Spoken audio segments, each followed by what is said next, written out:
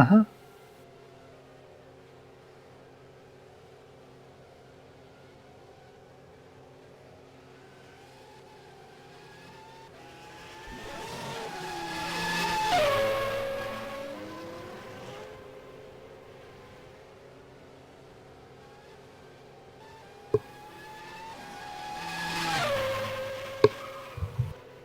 Can't believe how cold I am.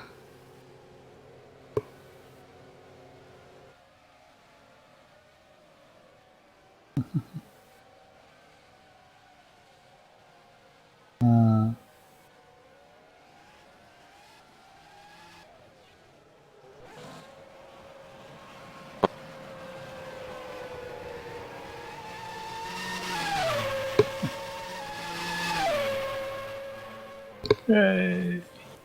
Friend.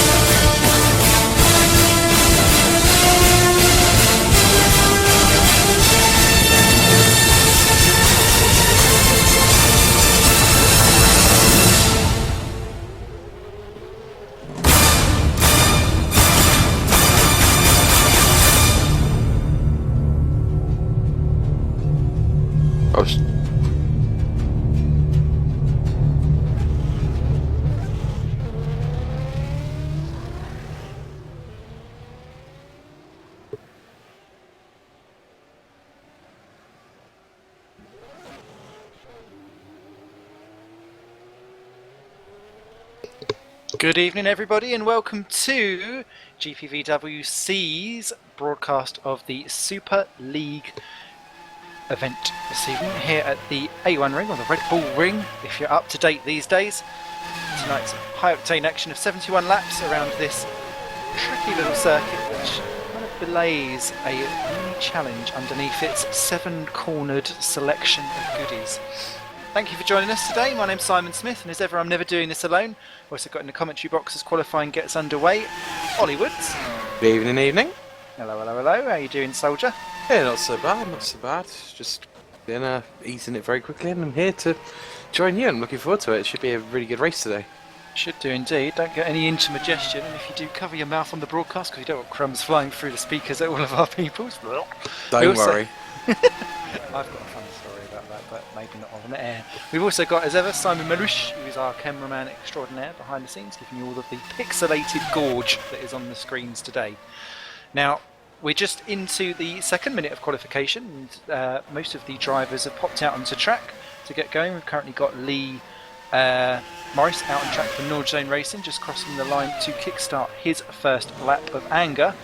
And well, having raced this track in the Formula Challenge, it's a good little track. I really do enjoy it. It's got a simplicity to it because there's only 7 corners, but actually each one gives its own little mini individual challenge, doesn't it? It does indeed. I mean, it's a very mixed kind of track. You've got the first couple of corners are an absolute nightmare if you're really bad at braking like I am. So you tend to lock up quite a lot unless you're really skilled. And then you've got some quicker corners through the middle sector, a couple of third gear, fourth gear flicks, and then a really, really quick bit towards the end as well. A bit of a shuttle down the hill. it's a really tough track despite the fact that it's so short, and it's really good fun to drive as well.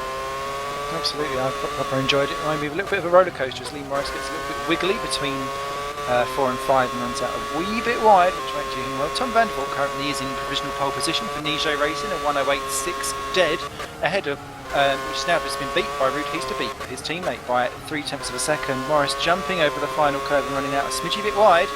But it's Heasterbeek, Cooper and Vandervoort. What can he do? Unfortunately, that pops him down in 20th. So no, it's coming back in now for provisional pole. As a 108.098, but gone in a bit deep into turn 1, and that is something that a lot of people are doing. Currently, Morris Heasterbeek Casa now up to 3rd from Cooper and Vandervoort. Certainly, yeah, you've got to be really careful on that first corner no matter which lap you're on, because you have to kind of get it down to 2nd or 1st depending on which car you're in, and just hope you can get around and not manage to knock it onto the apex. I know certainly a few times I hit the curb in the Formula Challenge and almost went flying. Absolutely, as Lucas Euler pops into provisional pole for Simcraft Midnight. Now Midnight were 1-2 in the practice session just before we came to qualification, and they were, well, their team backup driver James Shepherd was a shocking 7/10 quicker than everyone else. So I wonder if they've got the wrong drivers in this evening. We'll soon find out. And it's just still chipping around in the lower half of the field, lower half of the top half of the field, if that makes sense.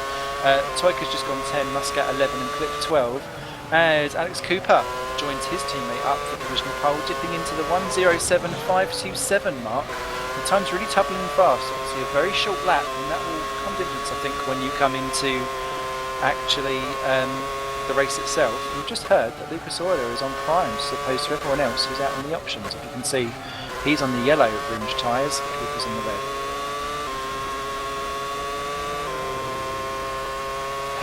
For provisional pole though, a 1:07.185. That's laying down the gauntlet because he's gone completely different on strategy compared to everyone else. Definitely a very interesting idea. I know that yesterday in the Super Cup race there was some real interesting strategy going on, mostly because the race ended up starting damp. Of course, if that happens, then you're kind of neutered yourself unless you decide to go on dries. I know certainly a few cars decided to go on the wets, and they had a great advantage in the first few laps. The only problem was they had to pick themselves up through the back markers on the last few laps, and then they had to dive in and have maybe 2 stops instead of just the 1. But on the plus side, they could use the options all the way through the race, because if you start on a wet tyre, you don't have to use both sets of dry compounds. That is very true, as Jim Paresis pops into 5th and Heasterbeek goes 3rd. So Morris now down to 4th for Nordzone. The time's really tumbling. I find it's one of those tracks actually that gets you a little bit of a while before you get your eye into it somehow. As Mark Wicks pops up to 8th for Woods Racing, and Woods Racing looking like they're taking a bit of a step forward, I think, today. New livery, isn't it? Not a new livery, no, it's been there for quite some time, unless James has done something that I haven't noticed.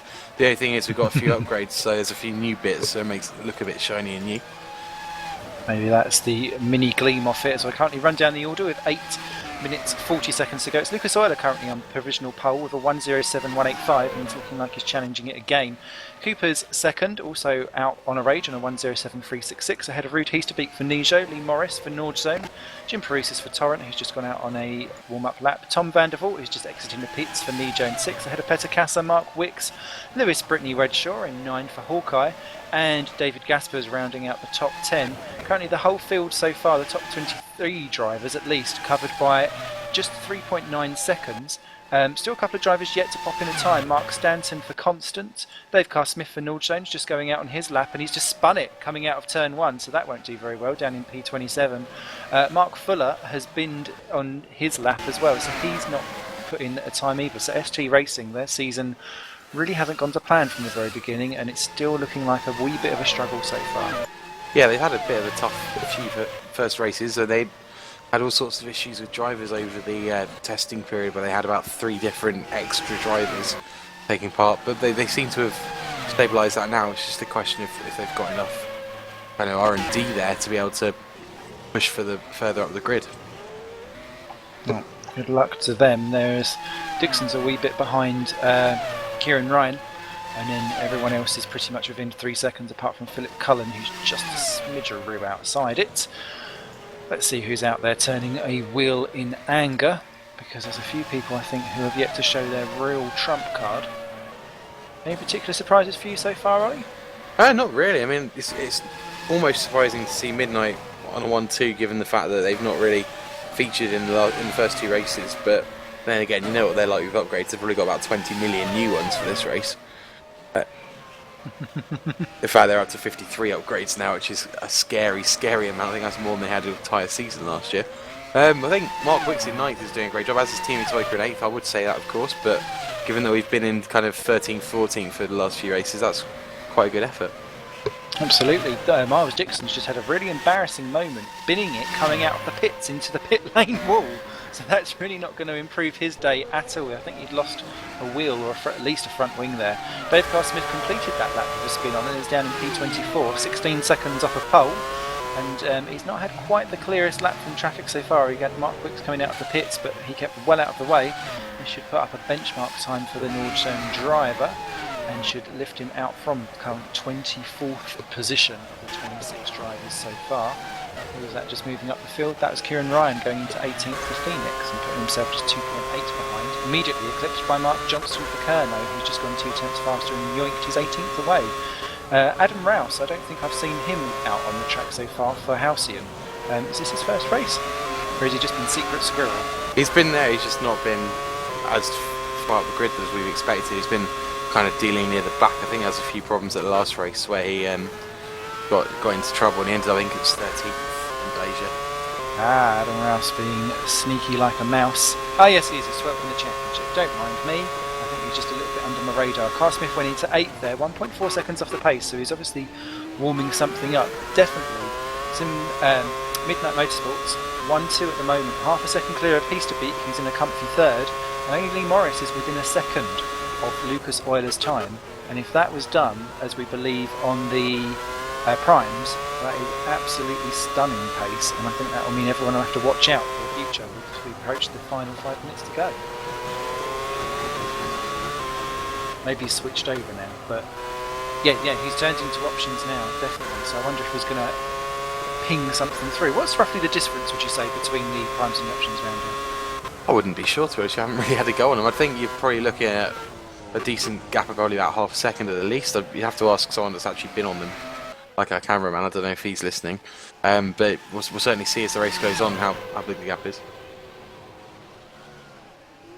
But yeah, we're getting through from our producer that actually there's not that much of a difference, but it's probably down to how you handle the car, really.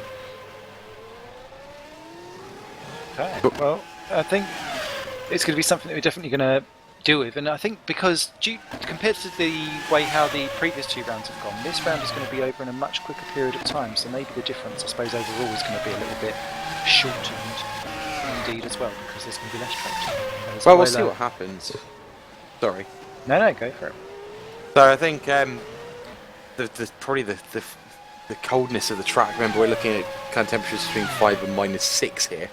Could be a player in it. You know, the tyres aren't going to tear off as much. I certainly, a viewer has just texted me in to say that we are looking at about 1 second gap in the Super Cup yesterday.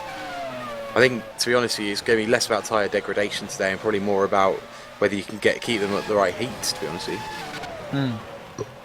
Definitely. There's approaching now 3 and a bit minutes to go. Still the Sims Midnight Motorsports out in front. Cooper's just improved and nibbled into just under 1/4 of a second behind. Now we've got Nijo 3 and 4 of Peasterbeek and Vandervoort 3 and 4 ahead of Lee Morris for Nordstone. Then the 2 Torrent Motorsports of Paresis and Casa. Carr-Smith is still in 8th ahead of the 2 Woods of Toyka and Wicks rounding out the top 10, and Toyka's just improved actually slightly to nibble closer to Dave Carr-Smith as Paresis jumps Morris for 5 and 6. Lewis Redshaw's 11 for Hawkeye ahead of Muscat, who's just crossing. No, he's not crossing the line. Verloy is 13 for Kerno. Gasper's 14 for Green Stripes. David Stanton's now popped in a time and is 15 for Constant. Ahead of Johnson, Clip, DeVos, Johnston, Rouse, Ryan, Bryson, Cullen and Dixon, and still no time for Mark Stanton or Mark Fuller. So maybe they've binned it out on their laps and they're not going out again.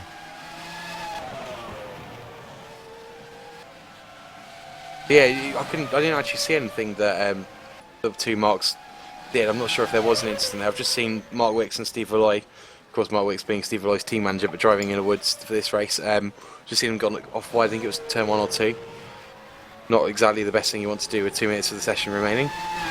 I think Mark Stanton's just left and come back, so we'll see if he's going to set a time now. I don't know if there was a technical issue there that might have held him up. Surely Morris has split the Nijos for in fourth position now, as he gets back within a second. And Euler's broke into the 106s with 106.928, and that improved him by just over 1.5 tenths of a second.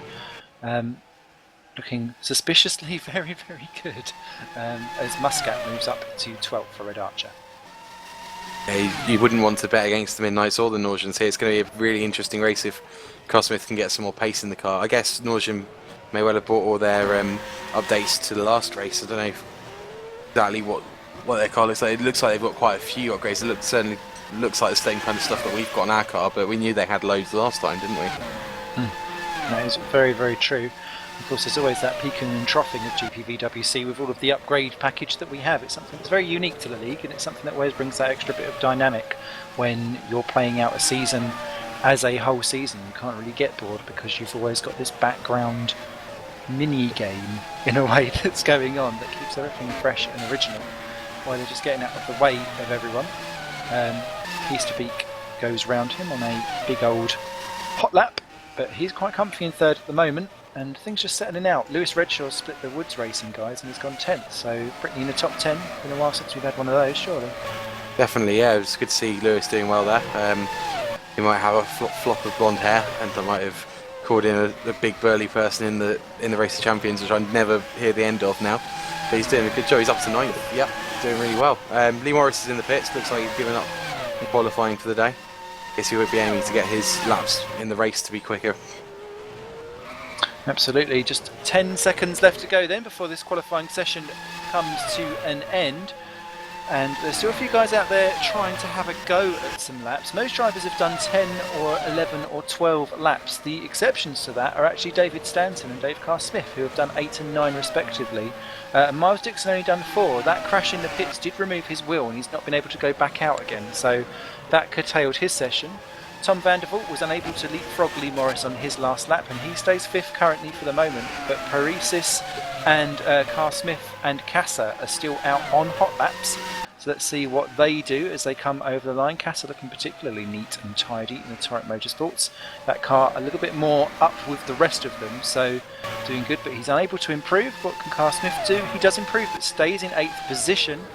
And where is Paresis in conjunction with his laps? Again, running out beautifully into the last couple of corners. Always a difficult one, that final corner. I'm never quite sure where to chuck the car as Gaspers bins it, and Paresis leapfrogs Tom Vandervoort for a last gasp effort and pops into 5th, just smidging in ahead by 0.02 of a second.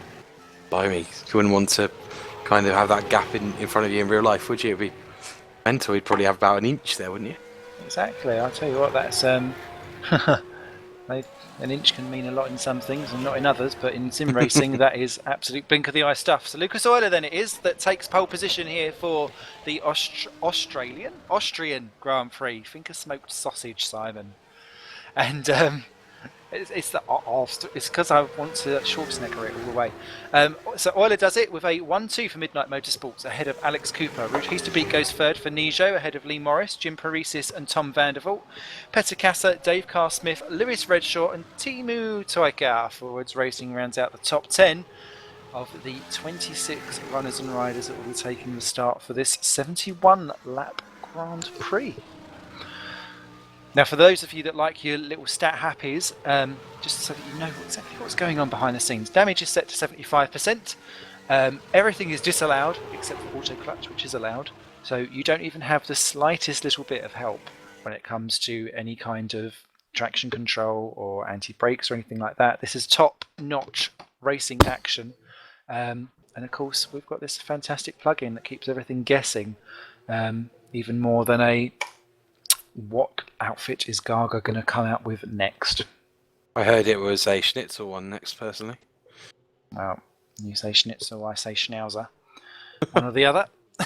It will get a good sniff in. Let's take a look at the championship standings then, because we've got a little break in warm-up. As Mark Wicks delights himself and his return, currently replacing Tom Parker, while Parker parks himself for a little bit. The Drivers' Championship currently has Dave Carr-Smith with 50 points after 2 wins from 2 starts. 2 out of 2. So it's looking a bit of a stretch to be 3 out of 3 if he's coming from 8th position, but sometimes the best of things are to come from behind. Ruud Heesterbeek is second in the championship with 36 points, quiet, but the Beek's got it pecking. He's high up the pecking order as well. Jim Paresis is third then for Turret Motorsports, amazingly, despite the dog of a car that he's driving. And Alex Cooper's on 23 points, ahead of Casa with 22 and Euler with 20. 18 drivers have scored so far, with Mark Stanton and Timu Toika equal on 2 points at the end there. The Constructors sees Norjone leading that quite comfortably with 63, despite Lee Morris's dramatic exit on the opening vroom. Australia, ahead of Turret Motorsports with 48 points, amazingly. Nijo on 45, Midnight Down on 43, after not really capitalising at the start of the season. Red Archer on 28, Hawkeye on 29, except they're actually showing differently on the standings. And Halcyon and Green Stripes on 8, Kerno on 4, Constant and Woods are on 2 apiece, with ST and Phoenix yet to get in the top 15 to score, albeit they were relatively close in Malaysia. I think in Malaysia it was kind of anyone could have got points for the amount of attrition. We saw quite a few drivers either dropping out or making silly mistakes. Of course, you might have seen something with Kieran Ryan as Miles Dixon has a little mess up there on the home straight. Yeah, we saw Kieran Ryan accidentally put on dries, it turns out. I thought we was going to be clever, and it turned out actually it was a mistake. And of course he had that hideous lap where he just got in everyone's way and pretty much fell off the track 5 times. Yes, that was a comedy of errors. If ever a lap needed to have Benny Hill theme tune playing in the background, that was going to be the one, wasn't it? Definitely. I think the skid pan that we have at the Woods test track would have been good practice there, but sadly he didn't need it. No, I think he'd have needed some more treatment for his skid marks by the time he'd finished that one. Oh dear. So yes, Nappy's at the ready. Things have been relatively better though, and a lot more clearer for the weather around this one. My big thing with the A1 ring, or sorry, the Red Bull ring, I will call it the A1 ring, but you all know what I mean. Name last week, didn't we? Can't remember what it was. Moose ring? I don't know. Seven corner cylinder. That'll do it. That'll do. But yes, it was. The thing that I found mostly about this specific track was that I found it much more bumpier than what I remember it being. And it really does unsettle the car, especially down the home straight. And if you're really unlucky, there is one particular starting slot where you're actually on the bump. It doesn't seem to be affecting people too much off the line, but it's really off-putting if you're starting directly behind it, which I think I was pretty much for one of them. Or I certainly went straight over it very quickly when I got off the line. And it really does confuse you and slightly disorientate you. And I find the corners, particularly turn 1 and the final turn, you really it's like it's got an apex that begs you to say give me more speed, and it will quite quickly bite you back. Definitely, yeah. I tend to say that one in first when I was in the FC car, just to make sure I didn't put too much speed on it without risk locking the brakes. I had the same problem as you in race 2 of the Formula Challenge. I was right in front of that bump, or right behind that bump rather, and I had to kind of keep my revs really low for the first 10 seconds or so. Unfortunately, I didn't get to the first corner that time because sorry, you got in my way. But we'll forget about that one. Boo. Yes, no, that was there was far too much going on. You bear in mind that was my first time out in a couple of years, so the fact that I only took out a few guys, I think, done quite well. So I will let you off. Not too bad. But yes, I think the 51 plus grid is something that thankfully Superleague does not deal with, because it is the creme de la creme. This is the Julia Child of beef bourguignons, so I think we've cooked ourselves up a right good storm. Got ourselves some smoky sausage. I think I'm going to go back to getting in some themed food for these commentaries when we go around all the different countries. I quite like doing that. I'm quite up for that. Unfortunately, at the moment we don't have an oven, so I couldn't join you on the schnitzel or the bratwurst, but never mind. How does it feel, by the way, to be a race-winning team manager finally? What, for GPVWC? Yes, very interesting. It's been good fun, actually. Oscar's been a great help to get out and about and just reacquaint myself back with R Factor again. And I think sim racing, as with a lot of games, to be fair, much better with friends. Definitely. And friends is what make the community go round. and GPVWC has an excellent community. So I think if anyone is sitting here on the broadcast or sitting on the website and thinking, quite fancy that, get yourself involved. Come along to gpvwc.com, get yourself signed up, only cost you £1 if you're joining in FC, and I don't know what the prices are. I think it goes up the higher you go, but then you've got to prove yourself a little bit. Just get yourself involved. It's a great fun place to be, I think. Yeah, and of course, if you want a free race, then the World Sports Series and the World GT are on next week. They're totally free. Big grids, hopefully, great fun. I think we're around the A1 ring, certainly for the World GT. I think we offer the World Sports Series as well. And they're Porsches and GT cars. Yeah, you can't go wrong, really. Even I can drive them, so that's saying something. And they don't have open wheels. No, they don't fall off as easily. Though I have managed to get one lost. Attention grid, all non-essential personnel leave the grid now.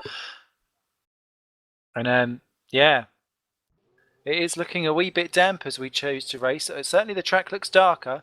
We'll have it for confirmation if there's much spray coming up on the formation lap. The race of R Factor itself signifies that the start is going. They'll just pop onto the grid. In fact, they're taking a while to get there, which makes me think they're going oh god strategies. And I'm just taking a look at some of the tyre choices of some of the cars actually as they pop out. And no oilers on dries. In fact, they're all on dries, but to me, that looks damp. Yeah, I'm not sure yet. I'll see when the spray comes up. There's a couple on primes. So Bart DeVos is on the prime tyre at the moment, by the looks of it. And as is Philly Cullen. And Dave Smith as well, who... I don't know why Dave Smith's at the back of the grid. Maybe I'm looking at the game wrong there, but Dave Smith's at the back of the grid. What's going on there? That's true. There must be a penalty or something going on there. Lucas Euler then, leaders round in pole position ahead of Alex Cooper. Brood Heasterbeek is third, then for Nijo, ahead of Lee Morris for Nordzone. Tom van der Vault is fifth for Nijo, ahead of Petter Kassa, sixth for Torrent Motorsport. Lewis Redshaw is seventh for Hawkeye, ahead of Timu Toika, eighth for Woods Racing. Steve Valoy, nine for Kerno, I'll be pleased with that, with Jim Paresis rounding out the top 10 after a 5-place grid penalty, ahead of Mark Wicks, 11 for Woods Racing. David Gaspers, 12 for Green Stripes, and David Junt rounds out the top half of the grid for Red Archer. Yeah, and then after that we've got David Stanton in 14th, we've got Bart DeVos in 15th for Hawkeye, Matt Clip, yes, the legend returns in the green stripes. Jason Muscat follows him in the Red Archer. Did he get a grid penalty? I think he might have done for crossing the start finish line, possibly for causing a collision in the last race. Mark Johnson 18th for Kernow, followed by Adam Rouse in a strange 19th for Halcyon. Kieran Ryan 20th, not sure if that's the best qualifying he's had all season, it might well be. Boyd Bryson in the Sister Phoenix right behind him in 21st. Philip Cullen 22nd in the other Halcyon, then Miles Dixon 23rd, Mark Fuller 24th, Mark Stanton 25th, and then strangely, I'm not quite sure what's going on here, Dave Smith in 26th and last. We shall find out if we're exactly sure why that is the case. But either way, he's taking his place at the rear, and that will certainly provide us with some shenanigans through the opening laps as he tries to battle his way up the field. The first guys just coming around to pop themselves onto the grid slots. Quickly, 5 seconds. Any predictions, Ollie? I'm going to go for a midnight 1-2, unless Rude can upset the apple cart. Lee would probably be on the podium unless DCS can get all the way through the back, but he may well struggle if he's going to be stuck behind people into turn 1. Okay, well, that is Seiji Mystic Woods on the go. The lights are coming on. The Austrian Grand Prix is about to go. We're off and away. Oilers away first. Well, look at that, he's sprinting away. Cooper's really bogged down. Look at that, both Nijos and Morris trying to get through. It's all getting a bit crowded. Van der Vault goes out wide, as does Lee Morris again, who's got off to a poor start. There's someone well off wide down the back, unfortunately, and that looks like it's actually Dave Smith who's missed it, and Boyd Bryson didn't get off the line at all for Phoenix, and he's only just getting around turn 1, but it's Euler ahead, well clear of Cooper, who retakes second from Heasterbeek. Van der Vault stays round, Casser's round, and he's taking the Woods with him. No! There's all kinds of dramas, and they're all piling in. This is an absolute drama around here at turn 2. It's unfortunate. It looks like Casser was tagged from behind, potentially by Woods Racing. Verloy's without a front wing. As is that, no, not Stanton, it's Miles Dixon who's been, it's Timu Toika who was caught out in that, as was Matt Clip, who's dropped down to last and is now making his way back through. But Euler, Cooper, Heasterbeek, Van der Vault, Morris and Muscat up to 6th ahead of Junt. Fantastic for Red Archer, and Brittany up to 8th as well, and Gaspers and Kieran Ryan 10 for Phoenix. Oh my god! Some real surprise driving up the fields there with Philip Cullen in 12th. Well, it looks like both Woodses have been stuffed off the line, 22nd and 26th. I mean, I don't know what happened there. It looks like, well, Timu's nursing his car home. It looks like Petter tried to get the inside line going through the corner to the apex, and Timu just either didn't give him enough space or just kind of missed it, and they touched. Lewis Redshaw takes David Junt for 7th position. There's also a change going on as Adam Rouse gets around Mark Johnson for 14th and 15th. Into the pits then comes Steve Verloy, Dave Carr-Smith, who's just not having a good day, David Gaspers and Timu Toika, so 4 into the pits. Dixon is the last of the ones who didn't come in, and Cooper is under attack from Heasterbeek for 2nd and 3rd too. And well, that is really spread out the field, and Paresis is running slowly because the Torrents are trying to dispose of Phil Cullen, who's actually scared off the road and drops down to 13th as Casa moves through.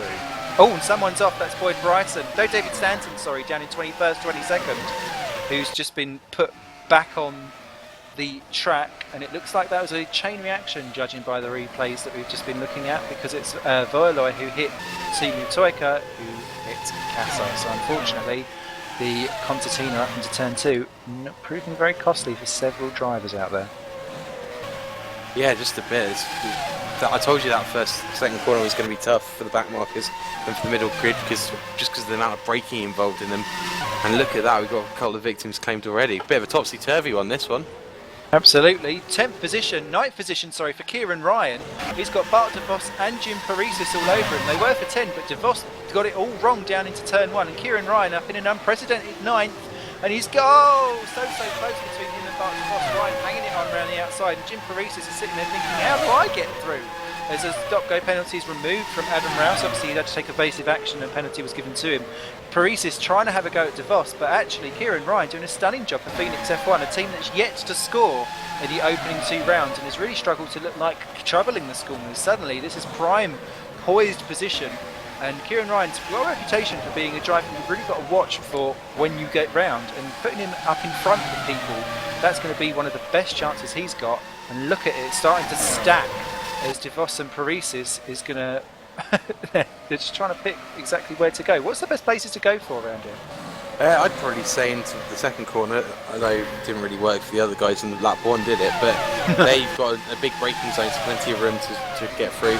Maybe the middle corners, ones the left-handers, if you can manage to get a decent amount of downforce around so you can maintain speed. But certainly it's going to be a big ask for DeVos and Paresis, despite the fact that they've got much quicker cars because of the lack of development on the Phoenix. They've got to get by him first, and that dirty air is not helping. You can see a nice little train reminiscent of the Gavin Thomas days forming behind him. Mark Johnston's been into the pits for the other Kernos, so both Kernos have been in, but it didn't look like there was any physical damages. Paresis has a go at DeVos, running out side by side from turn 3. He's going to have the outside line though, Paresis for 4, but it depends on where Ryan puts it, because he's going to end up being blocking DeVos on the racing line side by side, almost love nudging round the first of these left-handers, and Paresis now being hung out to dry, and if DeVos just cuts across, which indeed he does, that holds him up, and now Casa has joined the back of this little shenanigan group.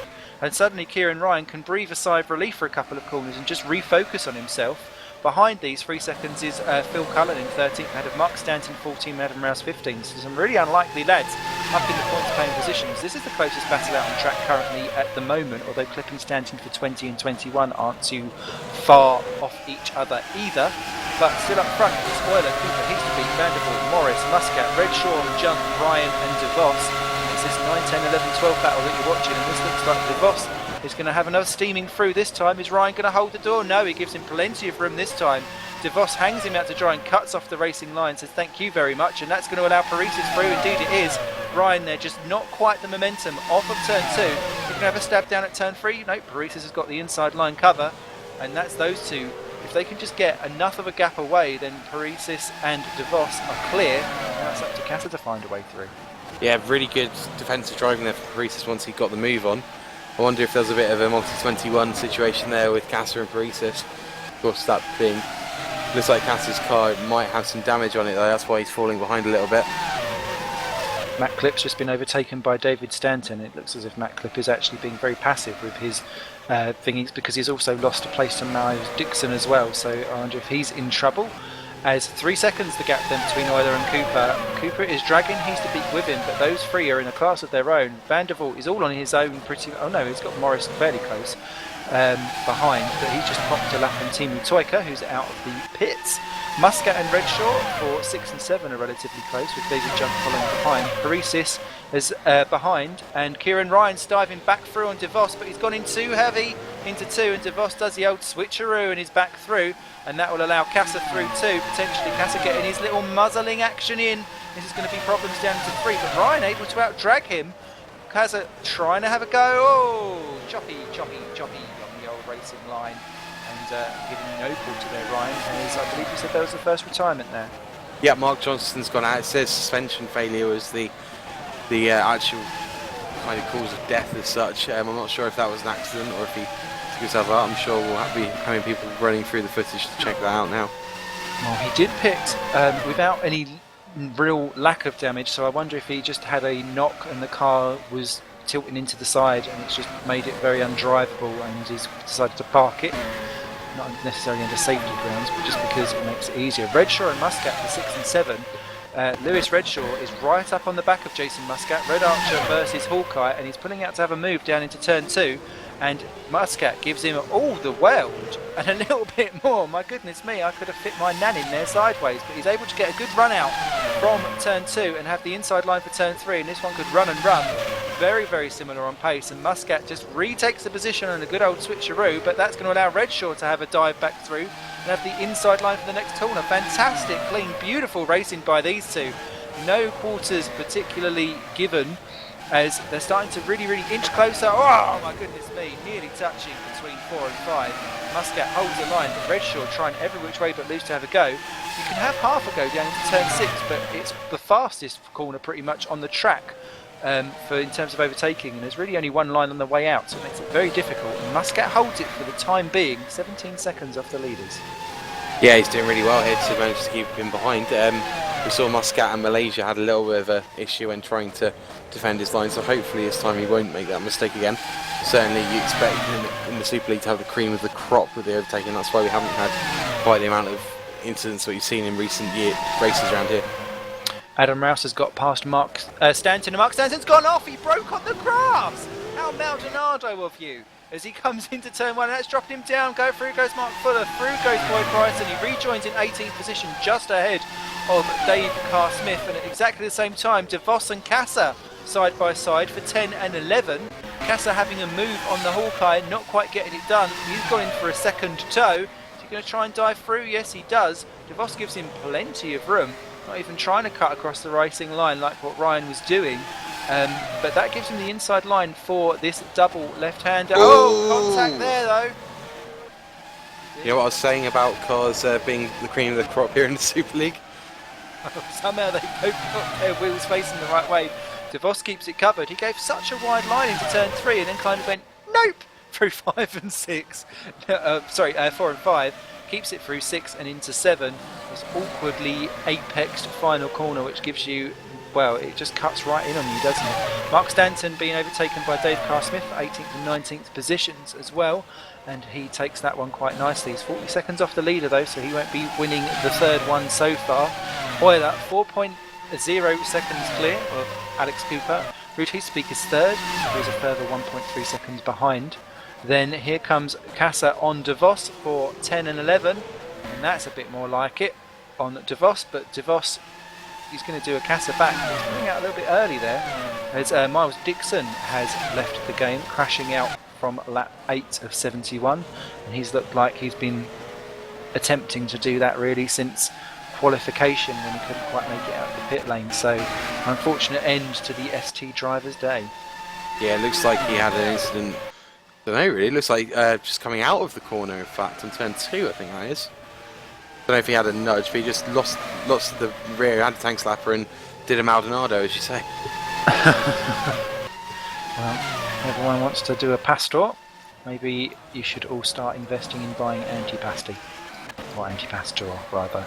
Good little scrap going on for 16 and 17 between Mark Fuller and Boyd Bryson, for ST and Phoenix, are two unscoring teams, although currently they've got Dave Carr-Smith about to join in on the pack from Carr-Smith. What's he going to do? Is he going to cut it up? Oh, Bryson scared off the line. Wow. I wonder if he thought, oh, blue flag, and then thought, no, actually, because sometimes when people are out of position, you can choose, can't you? Do I actually pick this battle, or do I save my battles for another time? I think in this case he knew there was no point in trying it. Carr-Smith is, well, he's one of the quickest drivers we've got in the place. You know, he's currently leading the championship, and Boyd's in a car that doesn't really have the pace to match him. Mark Fuller's next, and he's not being quite so easy, although he's ran out a wee bit wide from 3, trying to keep the inside line for 4. But look at that, the power out of the corner from Carr-Smith. So much more confidence and majesticity, even that's not really a word, but I've decided to coin it now. And you've spotted another one there, haven't you, Ollie? I have indeed. Mark Wicks on his comeback drive after 2 races away from the Super League. Whoever thought we'd see him away from the Super League is getting closer and closer to Adam Rouse and Kieran Ryan battling for top and 13th. Going to be a really, really close battle, I think. I think Mark might get past him and get a bit further up. He's got it all to do after getting stuck behind Emu and Cass's incident earlier. Here comes Rouse on Ryan. Kieran Ryan slowly being fed back through the field. He's taken a very, very awkward line into 2. That's going to push him up into the curb, as does Wicks behind, and Rouse says thank you very much. Moves the Halcyon up to 12th position. He'll take those points quite happily, because Halcyon have only got 8 so far this season, and they're in very much direct competition with Green Stripes, and they're not having a good day at all, having had both of their drivers in trouble, because Gasper's pitted and Matt Clipp is already behind him, because Clipp is seemingly limping round, and Rouse through, and these points are really going to help boost and consolidate their 7th position and try and get them somewhere close to catching them with Hawkeye and Red Archer, because they're very much at the top of the back half of the field. And here comes Wicks on Ryan. Ryan, oh my goodness me, that car looks evil out there on track. It's really having to wrestle it around the corners, and although it does look quite spectacular as that Siemens Toyota into the pits for the second time, just past your screens, Wicks trying to go for the outside line. Ooh, that car looking seriously angry under braking, almost like it's darting across whilst braking, almost trying to scare him off the road, intentional or not sure. Wicks through, but I think Ryan's sizing himself up to have a little lungelina down into turn 2. Indeed he does. Wicks gives him it, and that's Carr-Smith right onto the back as well. I think Wicks is going to size himself up for a go into turn 3, but he may found himself pounced on by Carr-Smith, who's now on with the pair of them. In they come. Wicks, so much more presence under braking, gets the position, and this is probably one of the best places to go for it, because Ryan will have to take a real seriously angry lunge, which he can't do, to have a go, and now Ryan is going to have to focus behind instead of ahead. So Wicks up to 13th, and that's currently for a 3-point solution, I think, isn't it? Down to the top 15. That'll be right, yep. Thank you very much. Now Carr-Smith having a go at Kieran Ryan, and this could be a oh my goodness me. Kieran doesn't really know when to quit, does he? I think definitely the Phoenix hasn't got anything on the Norwegian, as Boyd knew earlier when he let Carr-Smith pass, basically. So I don't know what he's playing at there. Do you know what? I will give him marks for having a go, because I'm like a little terrier. I'll have a go at anyone. It's like I don't quite know what my size is. It may only last half a corner before I kind of wobble off and go wide, but I will give it a go. So no, I think he needs to be commended for his never say die attitude. But yeah, those brakes look seriously wobbly, if that's what you do under braking, veering across a bit. So Ryan still though in the points for Phoenix, and he's got a 3-second gap back to Halcyon's Philip Cullen, who's slowly recovering, and then there's a right gaggle of Constance, Green Stripes and Phoenix is behind, and it's again the back half of the field that's providing all the action. Because look at this, for 18, 19 and 20th we've got the 2 Stantons, Boyd Bryson and David Gaspers in recovery mode, catching a lot of them, and he's the quickest of the 4. Yeah, well, Gaspers has got a good pace on him, we know that. We've seen him absolutely settle times of light in practices and testing when he's been using other people's cars, admittedly, but there you go. Maybe the Green Stripes hasn't got quite the pace to match everybody at the front this time, but certainly he'll be having a go. I know he's got a good set of eyes on him for overtaking. Indeed, as Dave Carr-Smith has taken Mark Wicks for 13th and 14th positions already. Here come this little quartet. It looks as if Gaspers is lining up Boyd Bryson in 20th position. And look at that, the straight line speed and just the acceleration out the corners. Superior car, superior setup. Driver, of course, always debatable because it's very difficult if not everyone's in the same machinery, but he's through. What do you go for when you're looking at a car? What do you feel is the best attribute that you want to enhance so that you feel that you've got the best car at your disposal at any given time? Well, apart from more power, which I know I can always hear Tom Parker shouting in my ear, downforce really. Certainly the first few races when you're at kind of Sepang, Melbourne, Hungary to come, certainly need a lot of downforce. I think dirty air and all that kind of stuff, being able to not be stuck behind cars in slipstream is useful, but at the end of the day you want a car that you can actually move around a bit. Boyd Bryson has binned it, unfortunately. He spun and the exit of turn 3. He's lost his front wing. So that's him limping back as Jason Muscat in 7th position. It's being caught by Jim Paresis in 8th, but unfortunately Paresis there getting it a wee bit wrong, so he's dropped back, but he'll be back on him very soon, I'm sure. Dave Carr Smith's just dived past Adam Rouse, though, down at turn 2 for 12th and 13th positions. Easing his way into the points, and that's Stanton and Fuller for 18-19. Mark Stanton goes round, Mark Fuller gives him a little bit of a Beyonce arse fling at the same time, and that's contact behind between Gaspers and David Stanton. Because David Stanton, so busy looking at Mark Fuller, I don't think realised that Gaspers was there, and Gaspers going around outside, contact, round goes to Stanton, and round goes Mark Fuller almost as well, and David Gaspers takes 3 cars in one corner. Oh my goodness me, the Green Stripes racing car trying his luck round the outside on poor old David Stanton.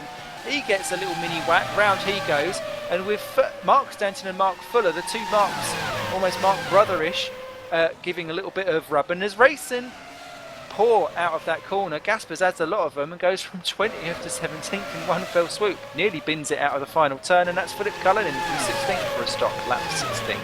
Yeah, I almost had my eyes closed at that point. I could see that I was going to end in tears when they had almost 4 wide. I mean, Fuller and Mark Stanton, I think they touched each other as well. That's why I kind of gasped. And then you had Gaspers and David Stanton hitting each other as well. Just because they got the same first names doesn't mean they have to pair off like that. A gasp for Gaspers. So at this point, I wish he was a wee bit northern. Maybe he's North German, I don't know. It could work. In which case I can bring out more sausage jokes. Quick rundown of the field then, because pit stops are starting to kick in. Lucas Euler ahead of Alex Cooper now by 5.8 seconds. Peter Beek has dropped back and is now 4 seconds behind Cooper, with Tom Vanderbilt a further 5 back. Lee Morris still shadowing him, just 2 seconds behind. Big old gap back though to 6th place Lewis Redshaw, who's doing a fantastic drive for Hawkeye, ahead of Red Archer's Jason Muscat, and that's Jim Paresis having a go at him again for 7 and 8 Time Sports. While we watch that, we've got David Junt in 9 ahead of Peter Kasser in 10 for Red Archer and Torren. Then Bart de Vos is 11. He's been caught by Dave Carr Smith, who's going through into turn 2, round the outside. Bart de Vos not really giving it much of a go. So Carr Smith now into 11. Then we've got Adam Rouse 13, Mark Wicks 14, Kieran Ryan still in the final point for Phoenix in 15. He's got 6 seconds over David Gaspers, then Mark Stanton, Mark Fuller, Steve Verloy. David Stanton is 20th, ahead of Philip Cullen, who's just overtaken Matt Clipp, who's in the pits for Green Stripes in 22nd. Boyd Bryson's 23rd, now with a new front wing, and Timu Toika is running 24th. 2 laps down though, with obviously plenty of adventures going on in Timu land. Well, that's to be expected, I suppose, after the last few seasons. But I think he's had, that kind of collision with Kasser and Valoy in the first lap has kind of left him on the back foot. I think he's pitted 2 or 3 times already in 17 laps. Crazy. I suppose he's got quite a lot of suspension damage that the greatest the Woods pit crew are, they haven't been able to fix for him. There's Paresis again shadowing Muscat, but Muscat putting his car in all the right places at the moment.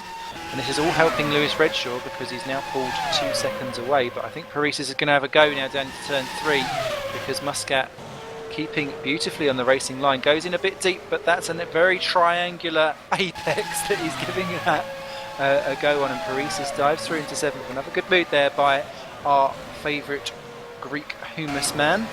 He's a very humorous man indeed. But yes, up to 7th now for the Torrent Motorsports driver. And the Red Archers now in a TMO sandwich because you've got Reese's, Muscat, Junt and Casa. So, yeah, I don't know if many people would want to have a Junt sandwich, but there you go. I hear it comes with extra Swiss cheese. Yeah, that's the kind of Junt that I really just would rather not. But any surprises so far, Ollie? Not surprising so much, but I have to say that Lewis Redshore is doing an absolutely sterling job in tech. I know at the end of the Malaysian Grand Prix he was having a bit of a moan about the fact his car wasn't quite doing what he expected it to do, but yeah, he's doing really well to be up in 6th. And I think both the Red Archers can be happy with how well they're doing as well. Buried solidly in the top 10. Carl Smith 49 seconds off the leader, closing down pretty much everyone in front of him up to it's half a minute off his teammate. I'll be interested to see how they go whilst they're in clear air, because there is great rivalry between those, and Havwood and Spoon will stir. The top 16 are still on the lead lap as Mark Fuller hits for ST Racing, and that's actually been one of his most competitive drives so far as Phil Cullen goes past and moves up into 20th position. Maybe I'm being a bit sensationalist, but I wouldn't put money, or would put money on rather, on Dave Smith getting back into the podium positions. You know how good a driver he is. We know what he's capable of. We know he's got rid of the prime compound already by hitting when he was caught up in the start kind of fracas. Absolutely. So, and we never know what the weather is going to do. Currently dry. It looks like it was a wee bit damp on the grid. I think it was just that it was dark on the tarmac, and we just like to get a wee bit excited over everything. Especially me. I peel my finger. I get all excited. I don't want to know, frankly. Wow. Woods by name or Woods by nature. Brod Bryson into the pits from 23rd. He goes 2 laps down now. So another trying day for Boyd, but yeah. Let's just take a quick stock on the action as we hit lap 21. How would you go with strategy? Do you prefer to get the slower tyre out of the way first, or do you prefer to get track position by trying to go for the fast one? Do you have any particular preference? Myself, I think it's a game of attrition. I mean, certainly I'd probably want to get the prime out of the way as soon as possible, but then again, given the amount of kind of horrible accidents that tend to happen in these races, or mistakes, maybe from places like 10 downwards, certainly you think maybe if you can go on the prime and not have to stop that extra one time, then you could probably end up finding yourself a bit higher up than you expected. Okay, so Carl Smith sets the fastest lap. Mark Wicks has caught Adam Rouse for 13th and 14th position, so they're going to start a wee scrap, as is Paresis, who's caught Lewis Redshaw for 6 and 7. So, as Lucas Euler says, I'll weak that one back, thank you very much. Oh, Jim Paresis, he's gone right off the track down in 7th position. Again, braking on the grass. Does everyone want to do a Pastor? What is going on? Or a Rubens, I remember him doing that in... It's funny because it looks so silly. It really does look so silly. I know they were Australian things, but in the corner is not necessarily the same. The one that we saw down at turn 1 earlier on with another driver, very, very easy to do. Do you find that you get so much into a zone that you forget where the lines are on a straight? I wouldn't think so. I think the problem is that you get to a certain point you think, well, if I don't brake now, I'm just going to run into the barrier. So that kind of leaves you out. They're just so engrossed in the action they forgot where the left wheels are, but I wouldn't have thought that's the case. These guys are the creme of the crop, to be honest with you. Wow, I wouldn't call that a creme of the crop move, as awesome as you are, Jimmy Boy. That was a wee bit schoolboy error-ish, and that's putting back behind Jason Muscat and 5 seconds behind him. He's only just ahead of David Junt actually in the second of the Red Archers. Kasser is closing him down. Dave Carl Smith's closing them down. Mark Wicks, he's in the pits, or leaving the pits in 17th position, so that could call him nicely strategy-wise.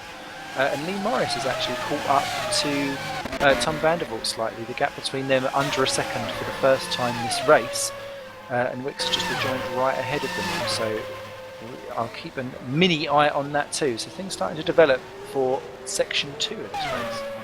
Yeah, indeed. Mark Wick's just getting off the line there, knows what he's doing. I'm sure he'll do the same for Lee Morris in a moment. Lee Morris comes up to overtake him. Nicely done. Yeah, that's going to be a nice battle just there. Hopefully that it'll develop a bit more as the race goes on. I know Lee Morris will probably be thinking, what the hell is this P5? We saw how upset he was at 4th in Malaysia that he just couldn't manage to get the time round there that his teammate Dave Smith was getting when he absolutely monstered it into the victory again. At what point does competitive become anti-productive? It depends on the driver and the situation. Really. I know certainly in Formula Challenges, you well know we saw quite a few people get the red mist at stupid points, mostly on the grid, and end up taking it out and wrecking it for themselves and for everybody else involved. I guess it really depends on how bad a day you've had and what you're expecting. I know Lee seems a lot more controlled than he used to be, certainly, and I know he'll probably be seething after the race if he stays in 5th, but he's not going to do anything stupid, I'd have thought. Well, he's dropped back a couple of attempts this lap, so we'll take away our eyes off of that because Dave Smith has caught Petter Kassa for 10 and 11, and the two of them have caught David Junt. It's like they're pushing each other forward, although Smith is the man that's looking the most angry as he comes down to 1. Kassa, runs around the outside, beautifully done, still within the racing line. Smith gives him plenty of room, takes a quick stab and a breath of the slipstreaming action, then goes to the outside for 2, which is a dangerous one because Kassa is going to potentially go in deep, but this is the long game because if you can get a good exit out of 2, then he's got to power down early over the hill and will have prime opportunity to then be able to go in deep for 3, especially if he's going to the outside, which he has done, and that is beauty right there. But I think Boyd Bryson may be the problem with this because he's busy moving out of the way for Junt. Thankfully stays, or they don't get to him in time. Boyd, they're staying beautiful. He's taking so much evasive action, he's nearly chucked it on the ears and the gravel. Smith goes in a wee bit deep into turn 4 and 5, but he's kept the position. That's one more out of the way. He's up into 10th position now, and Lee Morris now right on the back of Tom van der Voort, and now within slipstreaming by. Yeah, it's very interesting to see that the Horan and the Norwegian taking at each other because it's basically they've got the same Martex engines, and it's all about the kind of not only the drivability. And I'd say that Paretis and Carl Smith will probably be well matched, but just seeing how much development's on that car, you could see at times that Carl Smith's car was just literally roasting it compared to Paretis. Just really didn't have a choice in the matter. David Stanton, just whilst that was going on, came out of the pits ahead of Philip Cullen, and they were both coming down to the next corner, as that is Lee Morris having half a go as Lucas Euler exits the pits from the 2nd position as he's pitted from the lead, but he's not quite so good. Cooper comes out of the pits. Cooper Ryan's been in as well. Cooper comes out from 5th position. He's currently Heaterbeek leads. But yeah, David Stanton was so busy getting offline that he lost the position whilst Carl Smith and Junt were going through, and it was 4 wide nearly into turn 2. It was an absolutely good feast to see. But we will see how that goes as Euler, Van der Voort and Morris 2, 3 and 4. That's the closest that anyone's been to Lucas all race, but unfortunately he's been in the pits. But Heasterbeek can take a I've led a lap honour, as that's Lewis Redshaw coming out of the pits from what was what is now 11th position. Go through up into 10th for the time being. Apparently you got points for leaving the lap, huh? Well, looks like Lee Morris is still all over the back of Tom van der Voort, but you just think, does he put too much downforce on the car? Because he's getting absolutely monstered on the straights. So here we go, this could be really interesting as both of them hit in the pits. Who's going to be the fastest? Both looking very unsettled as they come into the pits. Euler takes the lead because Heasterbeek is in as well, and that could be annoying for Rude because they're all going to have to queue, are they? Yes they are. That is ruining it for Tom because Heasterbeek was not only slow away but was in the pits whilst he was there. Surely Lee Morris is going to get out before. Lee Morris is terribly off the line. It was like he was rolling and being a bit weird. Did he stay behind? Surely not, because that is a valid team schoolboy error. And oh my goodness me, nearly into each other coming out of the pits as well. Tom there being very, very difficult, and I think Lee Morris may well have cut the line on the exit. It'd be very close if he did. We'll just have to get a different camera angle on that, and he cuts in ahead. of Steve Verloy. He may have been on the line instead of over it. We shall soon see that as Paresis takes Mark Stanton for 12th and 13th as well. So all kicking off here, but Euler back out front by 12 seconds from his teammate, who is still ahead of Hisabi. Pit stops all shaking out. I'd say that, well, I'm not obviously the race director, I'd say that was probably a cut, to be honest. He's gone over the first white line. He's on the red hatching there. Well, we shall see what happens there, but he is still all over the back of Tom, and that's a real surprise because Tom not only had to wait in the pits, but the Nijo ahead of him was a bit slow out of the box too, and then Lee Morris appeared to do the same slow out of the box, but he's all over the back of him. Tom feeling the need to go defensive as they cross the line to start lap 28 of 71. What's Lee Morris going to do? He's going to wait, I think, for turn 2, which is the safer option. Steve Verloy keeping up with them behind, with obviously warmed up tyres and ready to go action. And yeah, look at that, the Nijo really able to pull away on the straight, and Lee Morris obviously got the stuff under braking, but just dropping just ever so slightly too far back to be able to make that effective by the time they reach the corners. Yeah, well, Nijo have got a really good car. They saved up their points, I think, last year because Rudy Speed was doing well, but they didn't have a potent duo for their team. So I guess it's better to concentrate on this year, but also the engine's really powerful. You've got 4 steps out of possible 5 on the engine there. Oh, what a move! What a move! Using a bit too much curb there, possibly. I'm going to have a look back at that actually. Very, very, very close as you like. In fact, I think at one point he was almost off the curb. I think that was just about legal. I'm sure that will go down as a very bring Cheshire cat smile as his teammate David Clark Smith peels off into the pits behind us. But there is a mini strategy call for that one. Van der Vault is on the prime tyres and Lee Morris is on the options, the red rimmed ones, and that's going to give him more grip for a shorter period of time to make him go faster. This is where the strategy of the Austrian Grand Prix comes into play, and look at this with the straight line speed coming down the outside. Lee Morris is going to have to go really, really defensive, and he just sucked that out of nowhere. That was a good 3-4 tenths potentially difference. Obviously Lee Morris able to potentially have a go at it, but he's now going to have to look. He's pulling to the inside. Van der Vault gets alongside for each straight. Lee Morris is going to have to break that toe. And look at Van der Voerloy as well coming in. And who's that moose phoning in this exciting battle? Should we pick it up and have a right good go? Did you not tell them you're busy moose tonight? I don't know who it is. Hello, you're live on Sim Race TV. Who is it? No, we're not going to answer. Right, bye-bye. That's probably something about PPI claim back then, I'm guessing. Yeah, get lost. Well, have you been injured at work recently? No, but I may have injured my tonsils screaming at the commentary, but as Lee Morris tries desperately to fend off Tom Van der Vault, who is currently 4th and 5th position. He's through, he's now got a 7/10 advantage, but just see again just how quick it's going to do is it just gets sucked right up. Look, he's already into the slipstream and it's just going to double and double and double as they come down the straight. He's going to have to go defensive again. Here comes Tom.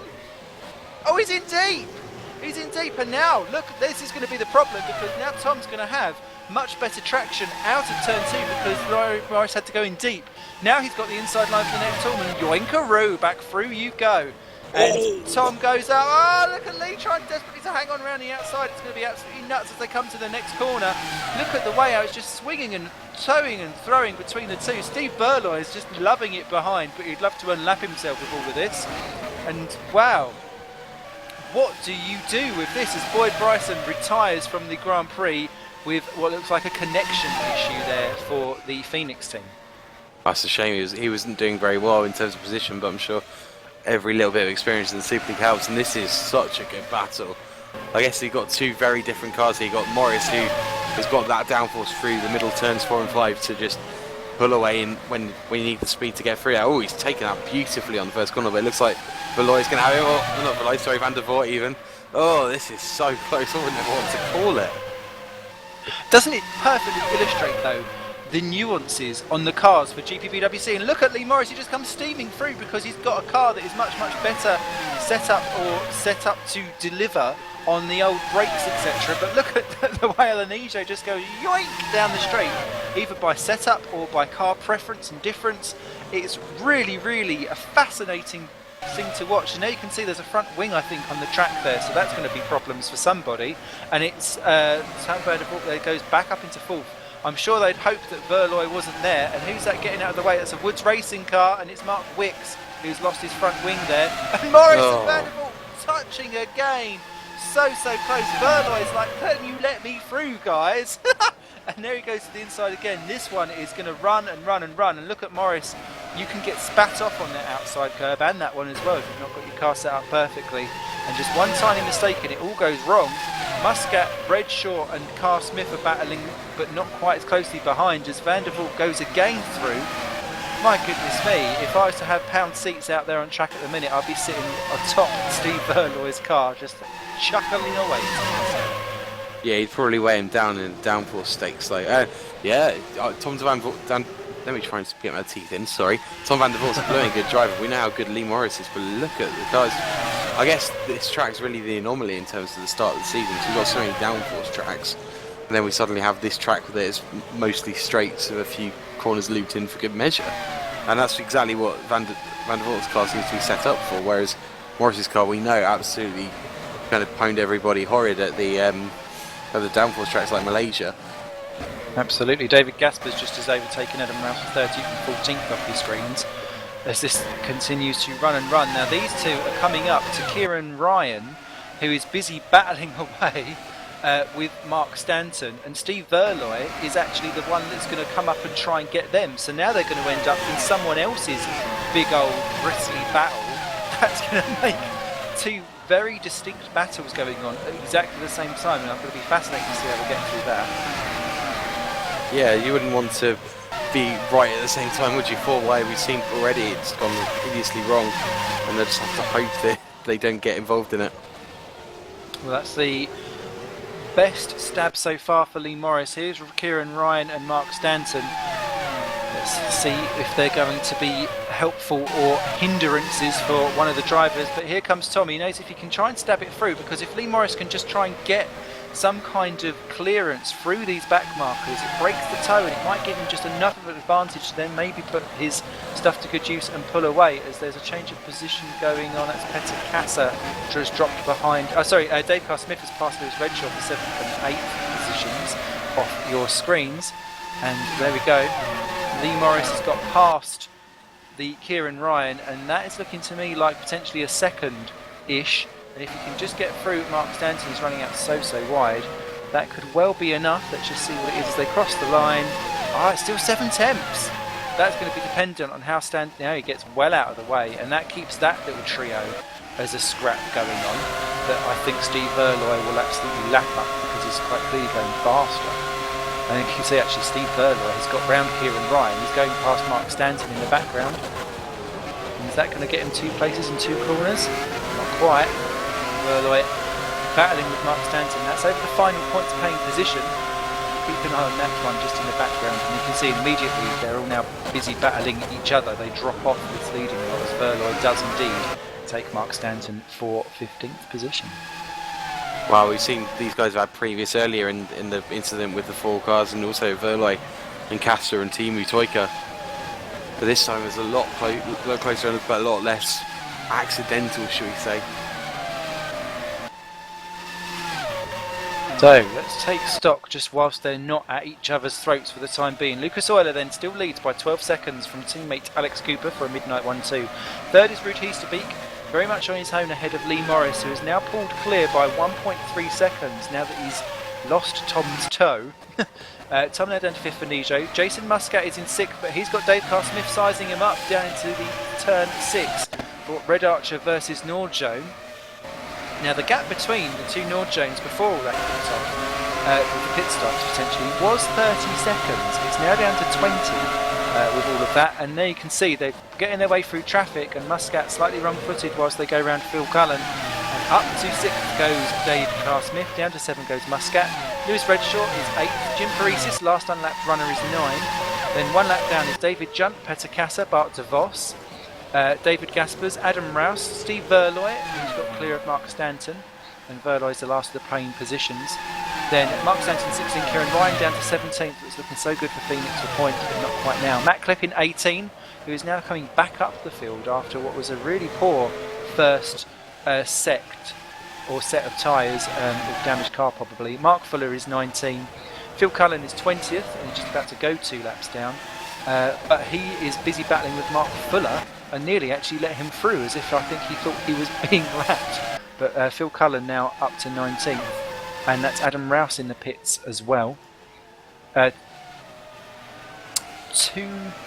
laps down is David Stanton, Mark Wicks and Timo Toika, and I think we've got some news there from Ollie about why Dave Smith started last. Indeed, yeah, it looks like there was a compound change there on the tyres, so Dave clearly decided actually prime's the best way to go to get him out of the way, and he's giving himself a grid penalty for it. To be fair, that's probably a good idea, and you can see he's not exactly hurting very much, as he's 6th and probably closing now on the other guys.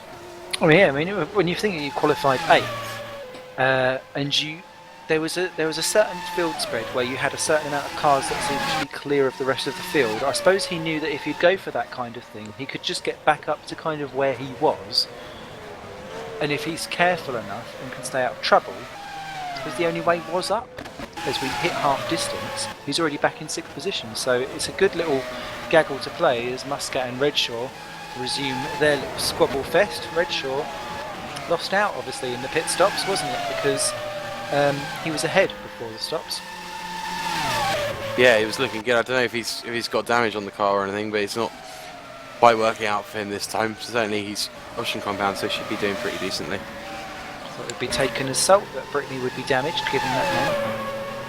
True. At least you can say that your marriage has already lasted longer than Brittany's. Very true. Hopefully longer than her 2nd and 3rd and 4th and 5th and 6th marriages. Put together as Lewis Redshaw indeed gets side by side now with Muscat. Muscat being pushed right up to the white line, but he's going for the outside run through, and they're side by side as they come out of turn 2. There'll be a juicy one down into turn 3 surely. Redshaw got the inside line. Muscat is giving half a look to think, can I just break that a little bit later down to 3? He's been good at it earlier on, but Redshaw just hangs him out to dry and winks that position back, and up to 7th he goes, which pretty much where he was before the pit stops started. Obviously Carsmith was behind the pair of them, so this is kind of their best of the rest behind our lead lot, as Steve Verloy is just overtaking David Gaspers as Gaspers pops in for his 2nd stop. Quite interesting to see the gap between Tom van der Voort and Dave Smith already down to 18 seconds. It's about 2021, a few laps ago. So van der Voort clearly being reeled in, though he's on the prime, so different strategy. Be interesting to see if this ends up being a fight on the track or if it ends up being successful through the pit stops.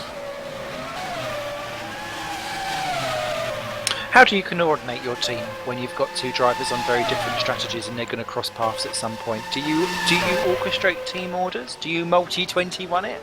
I've never had to. Like, we've never been in a position where we needed it, really, to be honest with you. I leave it to the drivers. You know, I can't exactly call myself the greatest strategist. We haven't got an Adrian Newey or a Rob Smedley on the team, sadly, though having Rob Smedley would be absolutely wonderful if only we had that.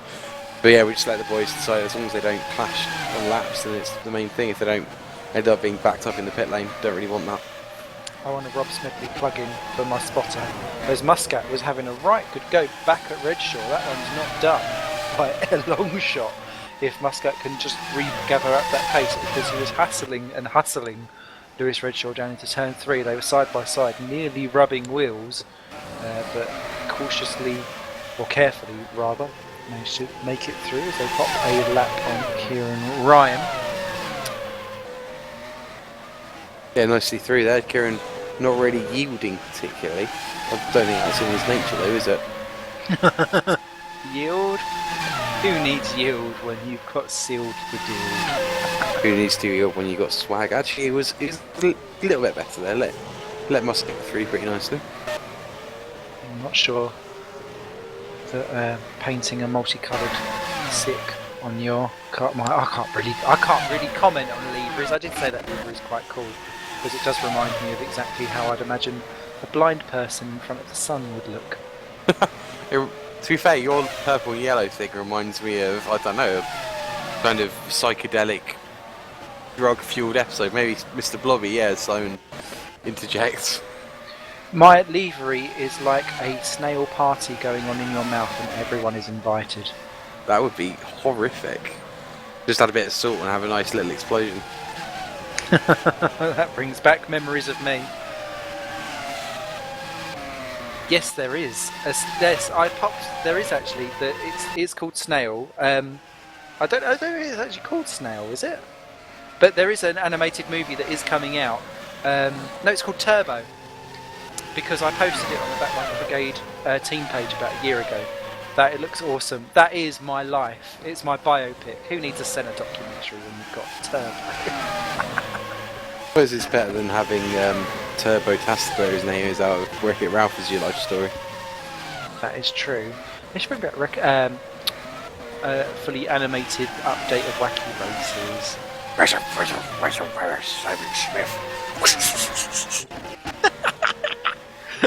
Things you'll never hear on the broadcast again. Lee Morris into the pits from 5th position. Oh, he's quitted. What the hell? Rage. I hope that's not rage used. I really hope it's not. I guess. He's not damaged. Let's see what's gone on. Tom Vandervoort's ahead. I'm just rewinding my replay back as far as it will let me. I wonder if there's been some contretemps go on.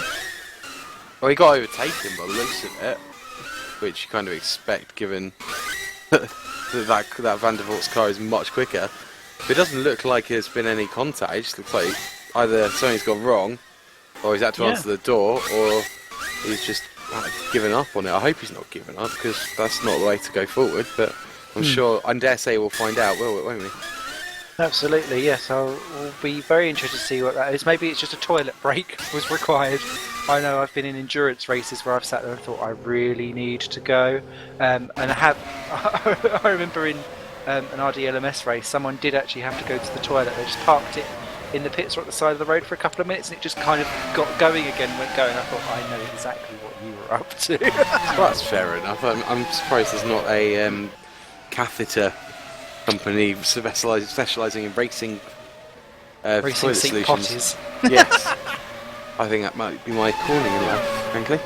Absolutely. 17th and 18th, so very, very close. Kieran Ryan's been caught by Philip Cullen, everyone's favourite sweary Irishman, about to get some swag on, isn't he, down into turn 1, as Kieran Ryan is his next target. And Phil Cullen and the Halcyon team actually now down to a singular point with Adam Rouse, who's been in for his second stop.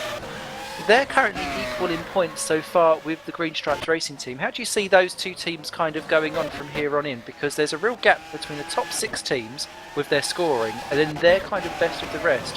How do you then transfer from what almost like League 2 to League 1? I guess it's a development race, isn't it, really? They've both got pretty talented drivers. I mean, Christoph Lichtenstein is a Super Cup champion when he's not being replaced by Matt Clip, and whereas you might say he's not, that second driver is not quite as good as David Gasper's. Certainly, you'd think they've got enough swag on them to be able to challenge a bit further up. Certainly, same with Adam Rouse and Philip Cullen. We saw how quick they were in Super Cup, 3rd and 4th, I think they were. So they definitely got the pace there themselves. It's just whether their cars can do it, I guess. And not too far behind them is Kerno. And Kerno, who've got 4 points this season, are looking like they're going to double their points already, because Steve Verloy is currently sitting in 12th place, and he obviously ran into problems earlier on and is getting back up again. And that's Phil Cullen again having a go at Kieran Ryan.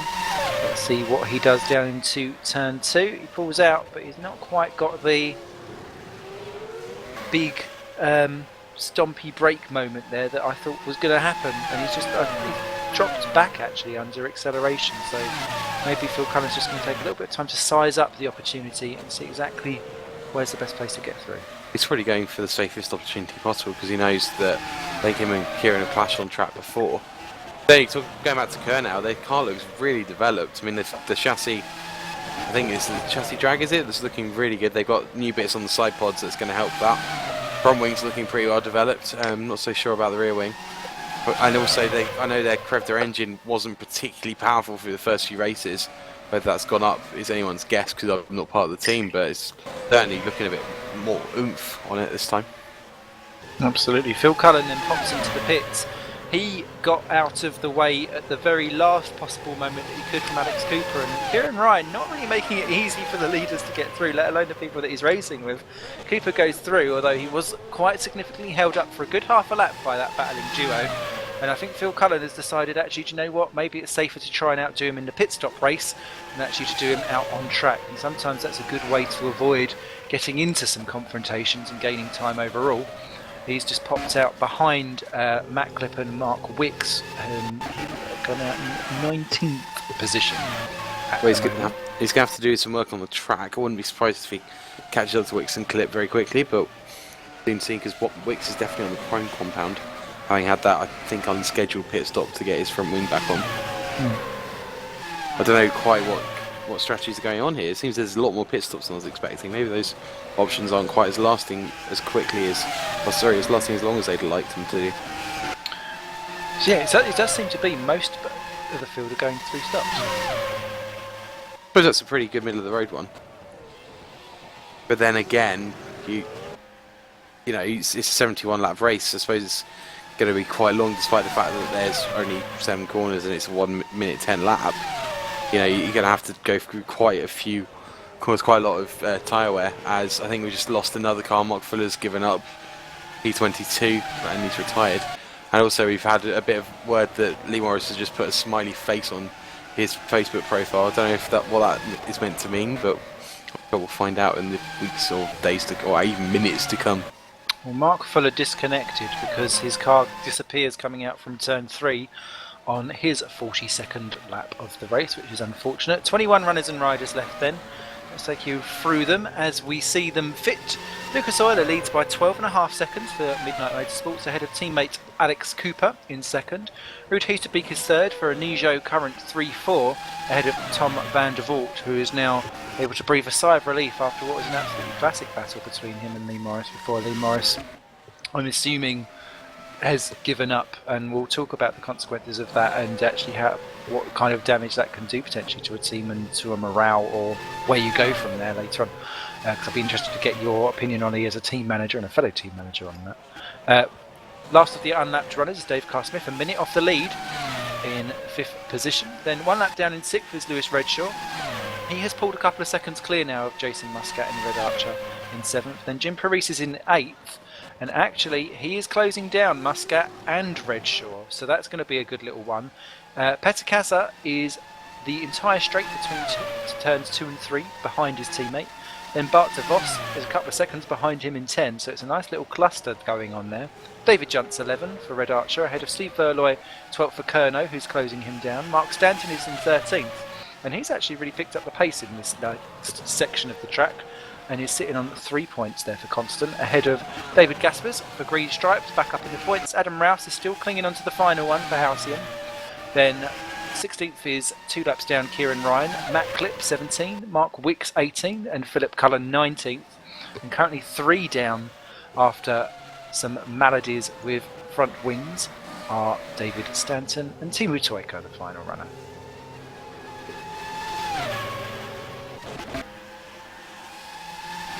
So how do you deal with that? If you've got a driver that quits out of a race or something like that, and I don't know, for whatever reason isn't committed to actually seeing the result all the way through and parks it, well, how do you deal with that? And what's your opinion of something like that? Well, it obviously depends on the circumstances. Like we had Tom Parker quit out of the race after about 10 laps last time because he didn't feel up to it, because you know he's having some problems at the moment. But in this case, if it's just that he can't be bothered, then I think that his career might, well, not career because you know he races everywhere, but his career in Norwegian might be in a bit of jeopardy. I would hope not, because let's face it, Lee Morris is a great racer and we want him on the grid. But we know that Will Panisi doesn't really take a lot of crap from anybody. He is the league admin and the head honcho, and we know that Norwegian have got a great history of getting good drivers in to replace people that go. Like we had Joe Concilio, their champion and poster boy, left last year about this time actually through the season because he wanted to concentrate on other things, so we were told. And whereas they did have a few problems getting a reliable driver, they had Yartayan, who then had to go and do the Finnish military service, and also they had Barta Voss in there, who had a bit of a torrid time. You'd hope they wouldn't have to call on Pavel Loknovsky, because he's having quite a lot of fun in Super Cup by the looks of it. But then again, he is their most obvious choice, and now that we're limited to 3 drivers, I guess that's kind of what they have to do. But certainly, I've been in that situation before where drivers have just either given up or not turned up, and whereas you kind of hold on in the hope that they're going to get it back together. At one point, you just have to call quits. Certainly last year, our test driver and our Super Cup driver just stopped turning up. And at that point I had to sack him, and actually I don't think he actually read the blooming message that sacked him for about 6 months. Says a great deal, I think. And there's a bit of a fate battle going on between 5th and 6th. Tom Vanderbilt's been into the pits for his recent stop. Lewis Redshaw hasn't. He's just retaken Lewis Redshaw in 5th and 6th position. Best battle going on out there at the minute is David Gaspers, who's taken 12th place from Mark Stanton, and Jim Paresis has just got round Jason Muscat right behind them for 7th and 8th, although that one is now resolved. But David Gaspers, Mark Stanton for Green Stripes versus Constant for 12 and 13. Gaspers has got round him, but Stanton's not giving up, and that's good to see, as David Stanton, his brother, has crashed out, unfortunately, from what was 20th out of 21 positions. So an unfortunate end there for one of the Stantons. And normally if one has a drama, the other one's not too far behind. So fingers crossed that the Constant people do not have constantly bad luck all the way through. It's a bit like Tweedledum and Tweedledee, isn't it? Usually it's down to connection issues, but I think this time definitely an accident. It's a shame for him, because let's face it, Constant haven't had the start of the season they'd have liked after kind of a mediocre season last year. I know they're elite level on points with us, so I can't really talk, but yeah, I think Mark Stanton, I don't know if he's not pitted as many times as everybody else, because I certainly wasn't up in 13th a minute ago. He's only been in the once so That's far. really good work actually, and to keep, considering it's on the options, to keep that car going for this long is doing a really good job. Do you have much input into exactly how much tyre wear you get around here? I guess so.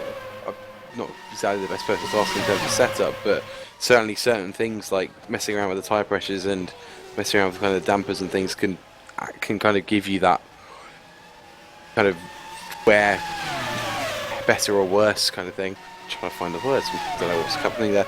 As well as that, you know, your driving style kind of helps as well. I tend to wrestle the car around and snap it all over the place, so my tyres fall off quicker than anybody else's, but other cars are much smoother, more Jensen Button style, and they can keep those tyres going to the end. Mark Stanton's doing a great job at being a Jensen Button here rather than Lewis Hamilton. Lucas Euler's into the pits. Alex Cooper was in the previous lap, this time choosing not to pit on the same lap for Midlights Motorsports. So Euler keeps the lead. He's to be in second whilst he stays out. Cooper's in third. Carl Smith is in fourth. Lewis Redshaw pitted just ahead of Jim Paresis. Paresis has stayed out, as has Muscat and Casa, so Redshaw is going to struggle with that one. Best battle we've got on track is Steve Verloy and Adam Rouse. Now Verloy has just been into the pits, I think, and Rouse is going right the way around the outside.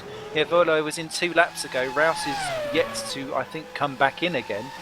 We'll soon find out. When was he last in? Yeah, he's not been in since lap 35, so side by side again, Verloy versus Rouse. He's got the better tyres, but Rouse has certainly been about and has scored 8 points so far this season. I think he would like a couple more on his tally.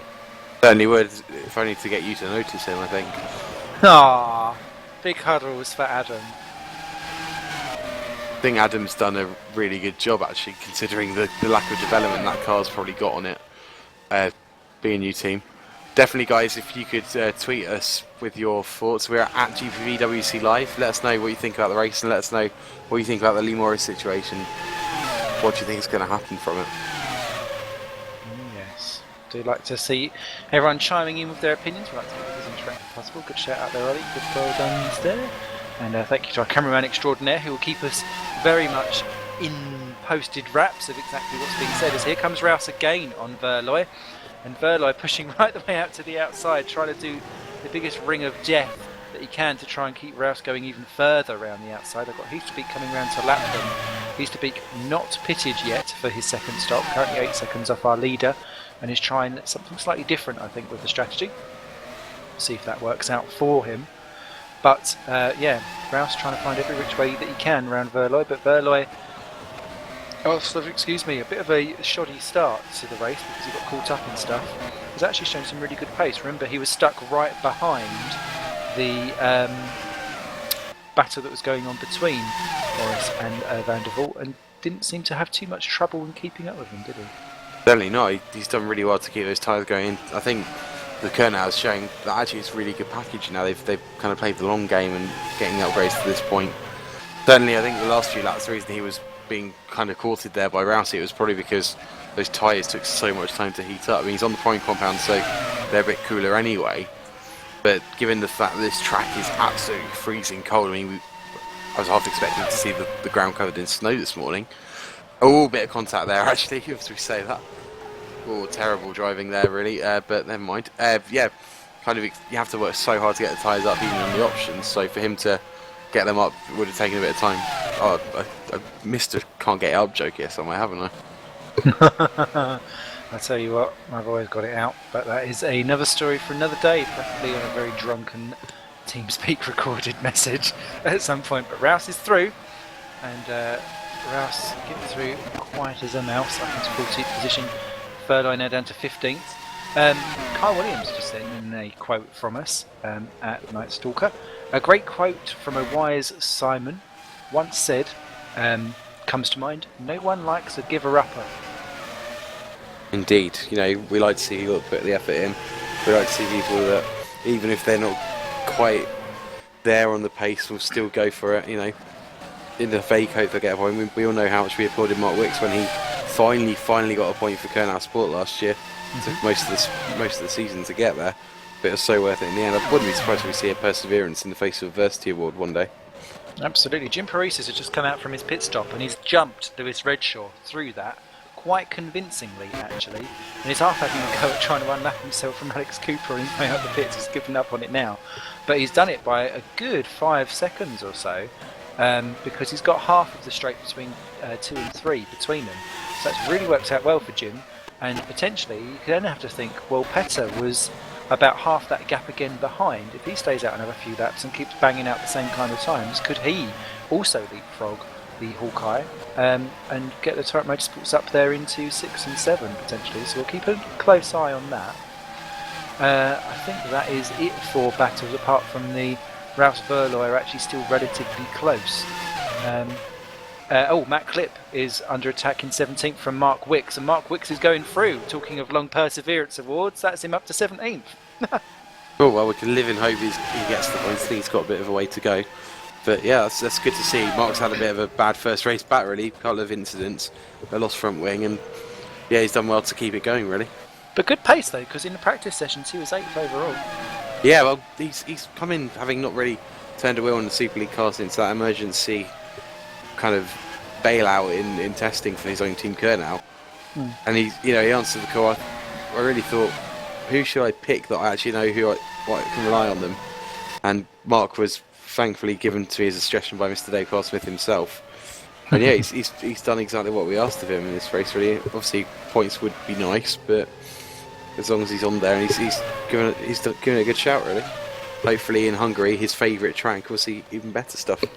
Excellent. Well, it'll be interesting to see. Of course, there's still plenty of time left to go in this race. We're only on lap 56 of 71, so still 15 to go, and plenty can happen in that time.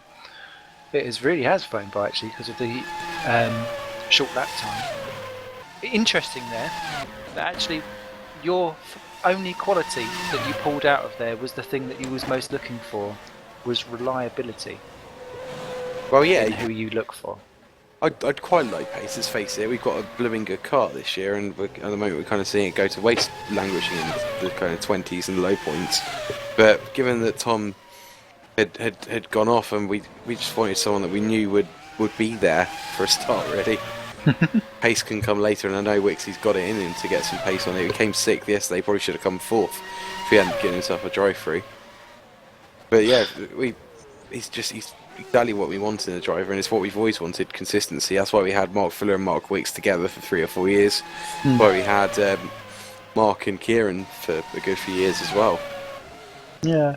I mean, I think where I was saying from the reliability side, that's something that you're not necessarily getting from someone that parks the car. Indeed, yeah. To finish first, you have to finish and all that. And if you give up, then you're not even getting points, are you? It's kind of waste of time, waste of money, given how much it costs to transport these cars to each race and how much they spend in fuel and tyres.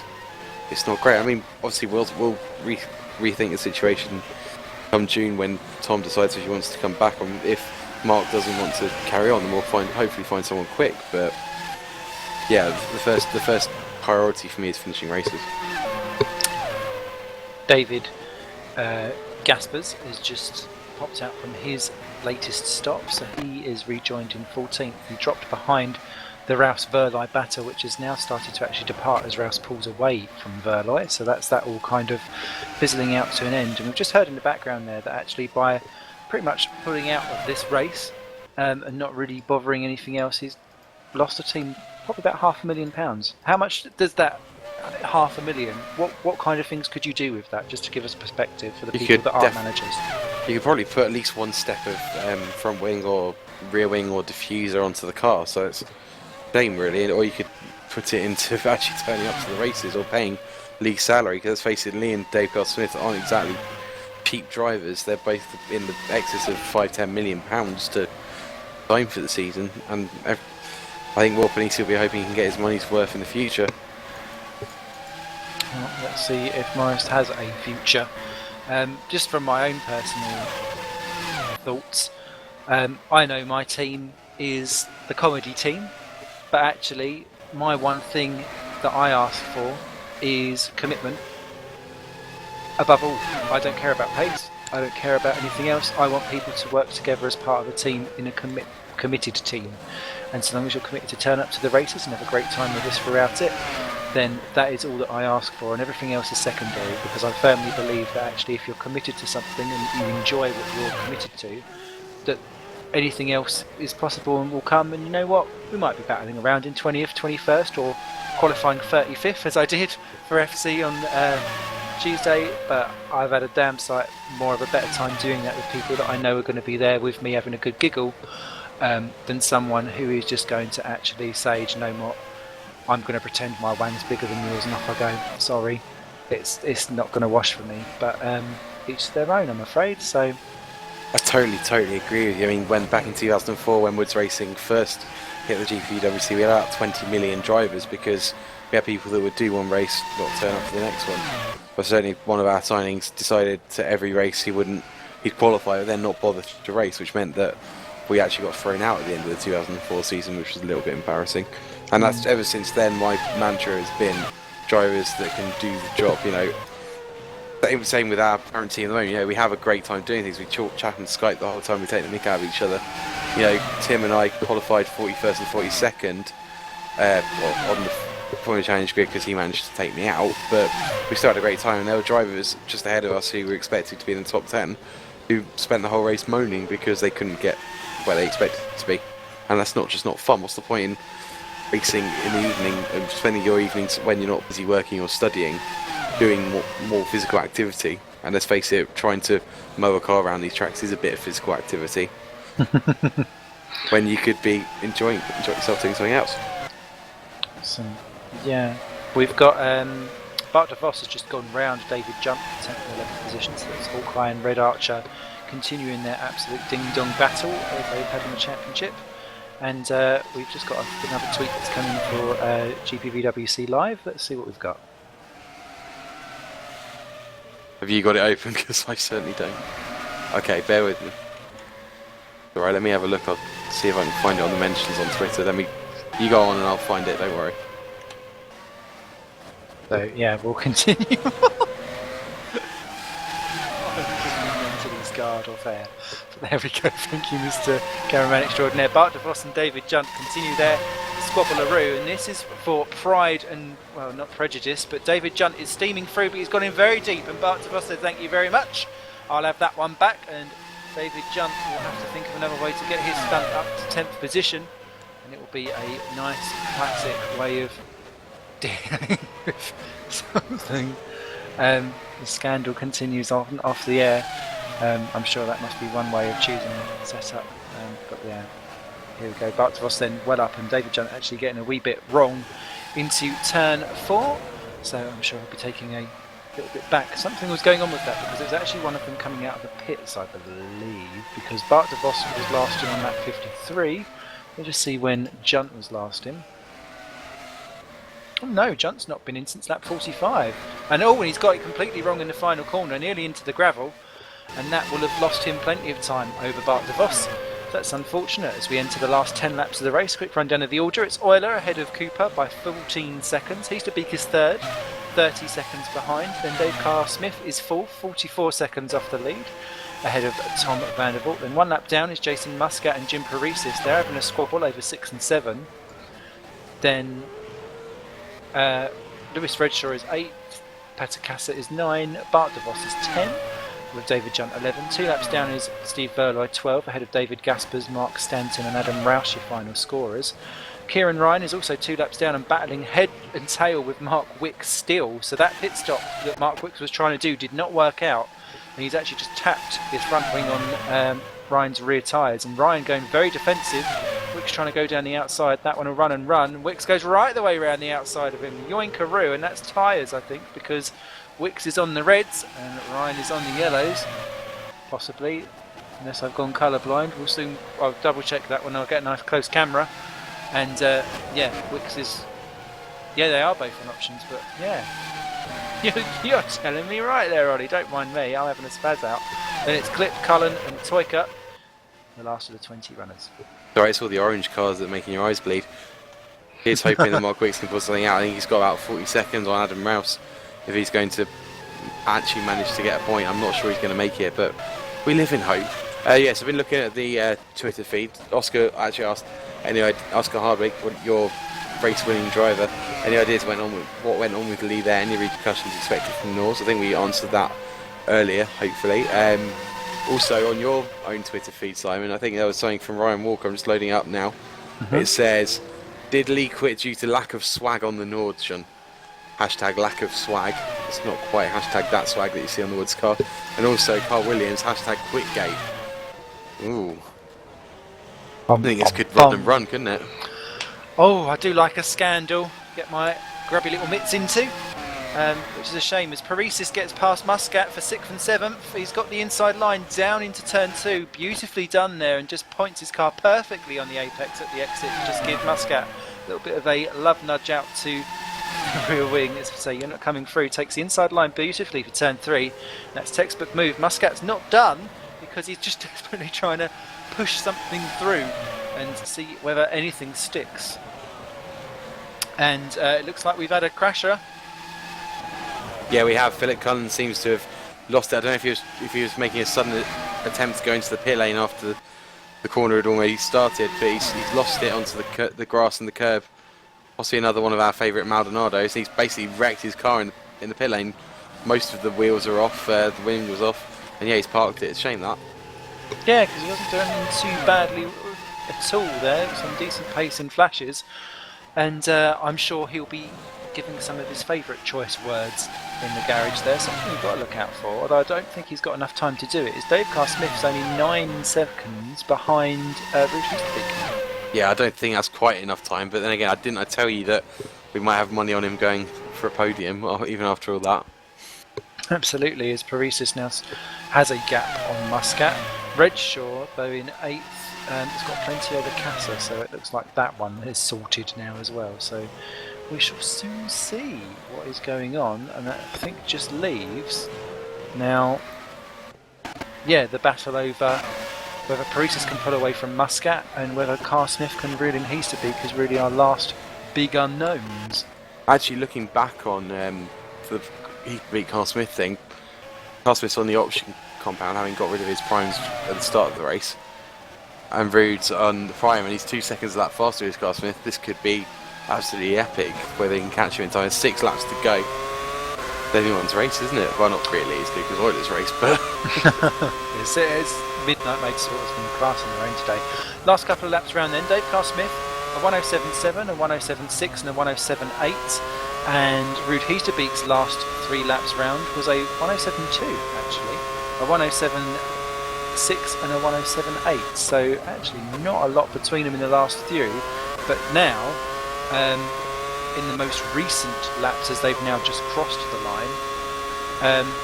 Oh, sorry, I was well away there. I was looking at the wrong bit. Sorry, Ruud Heesterbeek a 109.1, a 109.0, and a 109.0. So yeah, you're right. He's munching like Pac-Man on a binge. well, let's hope he doesn't have the blue mist that old Pac-Man gets when he's had a bit of a minge on the binge on the ghost. Maybe Pac-Man's had a bit of Miss Pac-Man's that as well. Oh dear, oh dear, oh dear. You're newly married, Ollie. I can tell you're newly married. Thanks, Simon. I blame the JD and Coke that I had before I started this. That's sign 2 of you being married, mate, I swear. No, that's when it becomes neat JD. Knocking them back quicker than a drunky alky. Well, it is the bank holiday weekend and I get tomorrow off. That is And, actually. I don't get the rest of the blooming thing off apart from Easter Day, but there we go. The joys of retail. I didn't even get an Easter egg. What? I know. Shocking, I haven't had anything yet either. I should do that. Although I'm still getting over the fact that when I discovered as a child that Easter eggs were hollow. It was I a just hollow want- victory for you. It was actually. Poor old, yeah, don't tell Oscar. Sorry, Oscar, if you're listening. Yeah. What is your favourite Easter egg? Anyway, I might have to do the Cadbury's ones. The Mars ones just don't do it for me. I want to go with, in my head, there's going to be one day a Cadbury's cream egg that is proper Easter egg side, filled up with that fondant spunk. Fondant cream. Oh dear, don't make me kind of make a Homer Simpson because I will. That sounds so nice. I love cream eggs. You could dive into it and cake yourself in creme. There's 6 seconds now, the gap between Carl Smith and Heesterbeek. So I'd get my pecker out and get going, Heaster. Yeah, he's going to have a bit of work to do. The problem with the prime compound, you know, they're not quite as quick. You know, I was saying at the start I didn't think there was much of a gap. Turns out actually there probably was one. That or Heasterbeek's concentration is just giving up. It is a long race here, 71 laps around the same track. You have to make anyone weep. Really? Do you not find that actually part of the awesome challenge is to almost go Iron Man? Well, yes and no. I mean, let's face it, I've got the attention span of a donkey, so trying to do more than 20 laps is difficult. Just the attention span. Thanks. I don't know what you've been looking at. But yeah, certainly when you've got as limited corners as you have here, I guess it gets a bit boring after a while. Then again, people do Le Mans for 24 hours and that's straight chicane, isn't it? So It is your poor man Toika's facing the wrong way at turn 2. He's got going again in 19th position. Let me just have a quick nose, and yeah, it was all of his own doing. Unfortunately, it was like it was kind of like a part 2. It went a bit wrong. Oh, to Snelky. So what can you take away from today as a team boss? You're in 16th and 19th. If there is a last minute problem for someone, potentially you could sniff a point. But what do you take away from a race like today? Well, we qualified well, I'll give you that. Was it 9th and 11th or something? 10th, 12th I think it actually was, which is really good for us. Not where we want to be, obviously. I've missed the days where we were second in the championship, but what can you do? All the good drivers seem to have gone at the start of the year. Well, that's a bit harsh on Team and Tom, really, isn't it? All the ones that we class as aliens have gone. But Timu, you know, we hope that Timu's going to do what Tom did and end up with more swag than you can shake a stick at as the end of the season comes. And he's definitely working hard. You know, it's his first go in Super League since the days of Williamson Dynamics. We all know where that ended up. So I'm proud of him just for getting round, to be honest with you. And Mark, you know, his first race back. It's all a learning curve, and hopefully with the car that we've got, I'll have to go and put some more upgrades on it probably. But with the car we've got, we should be doing quite a good job as the races go on. Absolutely. Well, there is unfortunately just 2 laps left to go. Lap 70 of 71. Dave Carl Smith does the fastest lap. The gap between himself is got one Brittany in the middle of them, but as he moves out of the way and Thankfully no one has hit him one more time, because otherwise he would lose a ring somewhere along the line. And he'd shout, "Oops, I did it again." Yeah. God, we could. It's going to get crazy. Sorry. Dear. That's going to go. Sorry, Lewis. But It's Carl alright. Smith is now just 1.4 behind. Now that he's got Register out of the way, there's no one else particularly coming round to get in the way of this battle. But Carl Smith is going to have to be very decisive over what he does, because he's going to catch him. He's going to have to do it. Yeah, he's got to make it stick, and given the fact that these cars have quite a big slipstream, it could either help him or absolutely extremely hinder him with the dirty air. But we'll see. That emulsion is blooming quick, as we've seen all race and all season. And despite the fact that he's probably got a massive engine on there, and we've seen that the Nijo can be quick, we know that Carl Smith has probably got it. And look at him closing up on him. 1 lap to go, and it's half a second the gap. This could be brilliant. What we'll do is we'll run this one up to turns 2 and see what anything happens for Dave Carl Smith, and then we'll click across to the leader because Lucas Euler is busy touring around on his last lap. Carl Smith goes right up into the slipstream. Can Heasterbeek do anything to do with it? Yes, he does. He goes to the inside, but that's going to leave him wrong-footed. Carl Smith is going to get much better acceleration. Heasterbeek slides the car out of the corner.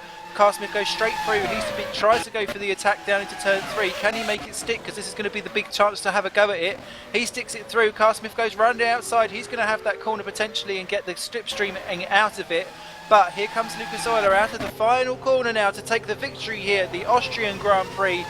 Well done there for Midnight Motorsport, who's led off a 1-2 with Alex Cooper coming home a very faithful second. Carl Smith has indeed stayed ahead of that, but what an excellent result there for the Midnight Motorsport team. 1 and 2, just 5 seconds for 2, because Euler was winding it down for the last few laps. They're celebrating with donuts already.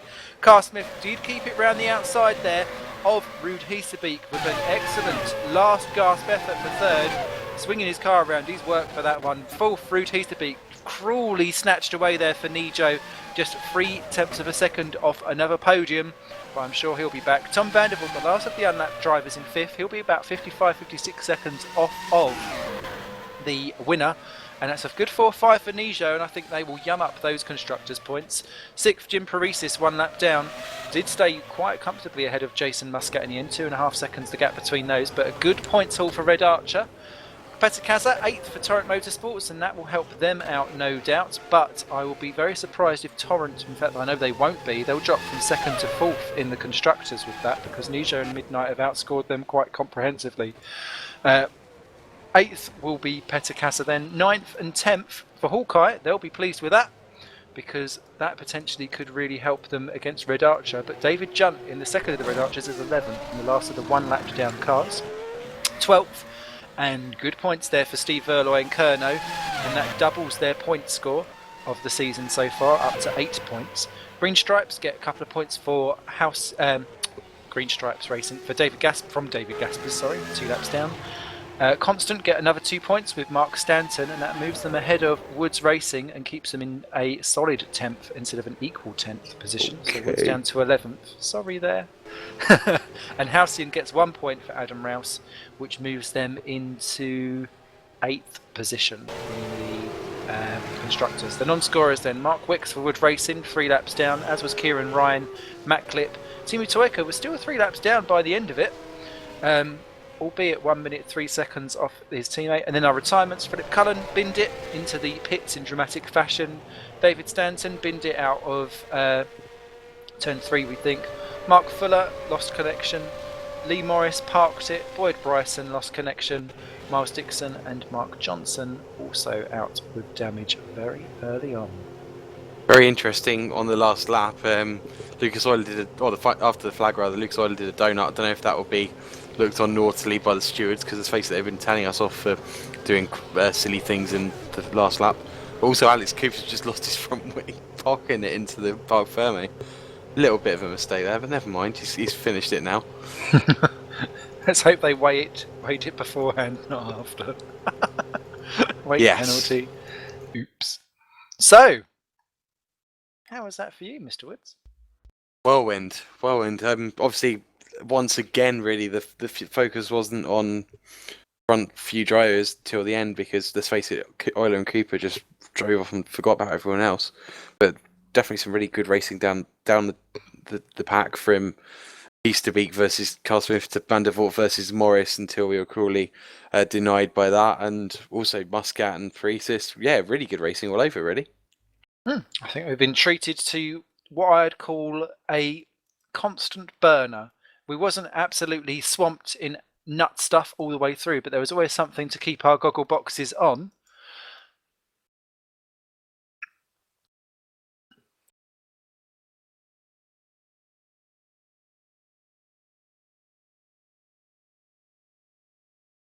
So we're just getting some of the interviews peopled in to see who wants to have a good old chinwag with us and see exactly what's going on.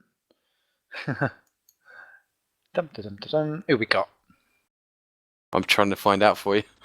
Bear with. I think I've seen some Midnight Boys turning up, so let's talk to them. Both of them are here. We have indeed. We've got the winner, Mr. Lucas Euler for Midnight Motorsports. What a tour de force, my good man. Well done, and congratulations. Talk us through it, because it must have been a little bit of a lonely race out there while he's putting in quali lap after quali lap. Well, thank you at first for the congratulations. Yeah, the race was pretty good. I had an awesome start.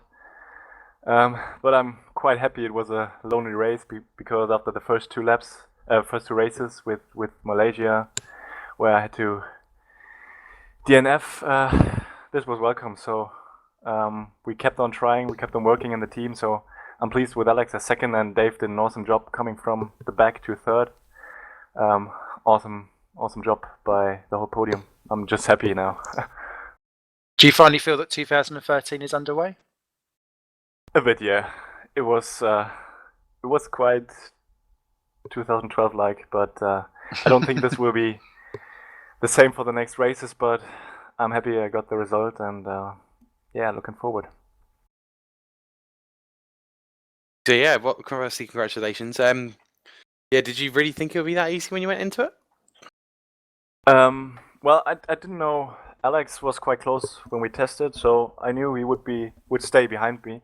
I couldn't really tell what the Nijo guys were doing, but when I knew Dave would start from the back, even though he was very quick, I knew I would have had to mess up, so he would catch me.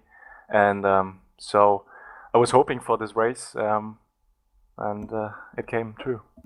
Cool. Were you expecting it to be a bit more damp on the track? Were you guys working on a strategy for that? Because I know in the last couple of races here in Formula Challenge and Supercar, we've seen a bit of a damp track when it started, and today none of that. Well, I was happy to have a dry race.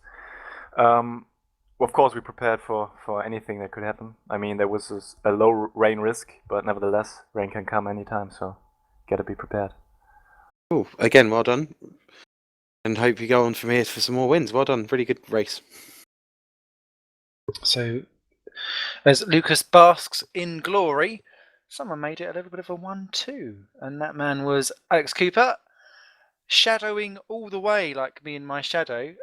But again, valuable points and a nice comfort. Well, you was being shadowed earlier on, but you managed to shake free and have a good one there, Alex. Well done. Yeah, it was. At the start, Rude was a bit quick, and it was hard to shake him off. But after about 10 laps, I started pulling away, and I was quite comfortable. And then in the end, the prime tyres worked better than I expected, and it's brought it home for second. Much that you can take away from it? Did you feel that you could match Lucas's pace, or do you feel that you're within the realms to match him in future occasions? Or I think Lucas is probably about 3 tenths ahead all through the testing, so I don't think I could match him in the race. In future races, who knows? But I think he's got about 3 tenths advantage on me. And obviously that's a nice little rack up of points that will jump you up from 4th to probably 2nd, I'd imagine, in the constructor standings. Getting ready for your full-on assault to try and get up to that top spot again? Yeah, the car for this race has been a really big step forward, so I have to say thanks to everyone in the team, and I think we can have some good races now onwards until everyone catches up with the development. Yeah, do you expect the car to be the same kind of pace at the Hungaroring, being a bit more of a downforce-based track? Did you guys kind of aim for this race for your development, or did you aim for the kind of whole picture of the downforce tracks that we start with this season? For Hungary, I'm not sure because I think the forecasts look like it might rain. But well, we knew we had a big step for this race, and as soon as we tested, we knew it was a massive step forward, and we didn't know how quick we would be, but I think we were pretty confident in testing. But I don't know. Do you think it's going? If it rains at Hungary, is that going to play into your favour, or is it going to hinder you a bit? How do you feel in the rain at the moment? Personally, I don't think I'm too good in the rain, but who knows with the upgrades. But if it's only damp, I think we could be okay, I think. Cool, well, congratulations, Alex, and thank you very much for coming to talk to us, and all the best for the next race at Hungaroring. Thanks. Indeed, the Midnight Motorsport boys, I think, will be partying hard coming into Easter. Let's hope they don't have too many eggs, because that might slightly affect the old balance of the car. Third in position, though, we've got Dave Carr-Smith, who didn't quite round out a triple win, but certainly provided us with plenty of insight or on-track action. And the first thing I want to say is when, why, and what caused you to change your strategy to basically push you to the very back of the grid and undo all your hard qualifying work? Well, qualifying was a disaster. I took a bit of a gamble, went with a high downforce in the hope I could get up front and then pull away, but it didn't work. Ended up 8th on the option tyre, so there's no way I would have been able to overtake people. It's something we saw last night. One of the Innovision guys tried to do was pit early and then run the preferred tyre for the rest of the race, and it worked out quite well. So I thought it was worth a gamble, because starting where I was with the strategy and setup that I was on was just going to be a waste of time. So on your way back up through the field, obviously you had some good battles with anyone. Did anyone particularly stick out in your mind as someone that you thought, that was some good toe-to-toe action? I think most people were actually pretty good today. It's certainly the best racing I've had in a while. Lots of, what's the word? Very generous driving out there. Petter was certainly the most difficult to overtake, but then you'd expect nothing less from him. Big thank you to the backmarkers as well in that last stint. They were extremely helpful. Of course, we kind of have to, sorry to butt in, so I'm doing Eddie Jordan there. We kind of have to mention the fact that your teammate Lee didn't quite make it to the end. So it looked like he pulled into the pits and kind of just got out of the car. Can you kind of tell us more about what happened there? Do you know what happened there? Unfortunately, I have no idea. Obviously, it's not very good for the team. Gone from leading the constructors and Midnight getting a 1-2, it's going to damage us quite a bit, but I'm sure he has his reasons, and I'll let Will deal with that one. How do you feel about it as a teammate? Would you rather have two pedalers going in the right direction, or do you enjoy thriving in adversity in that kind of situation? Obviously, it'd be nice to have two cars with big points. I think we probably would have got 3rd and 4th at the very least today. And who knows? Come the end of the season, that could be critical. But he made his decision. We'll see what happens. A quick one then from all three of you.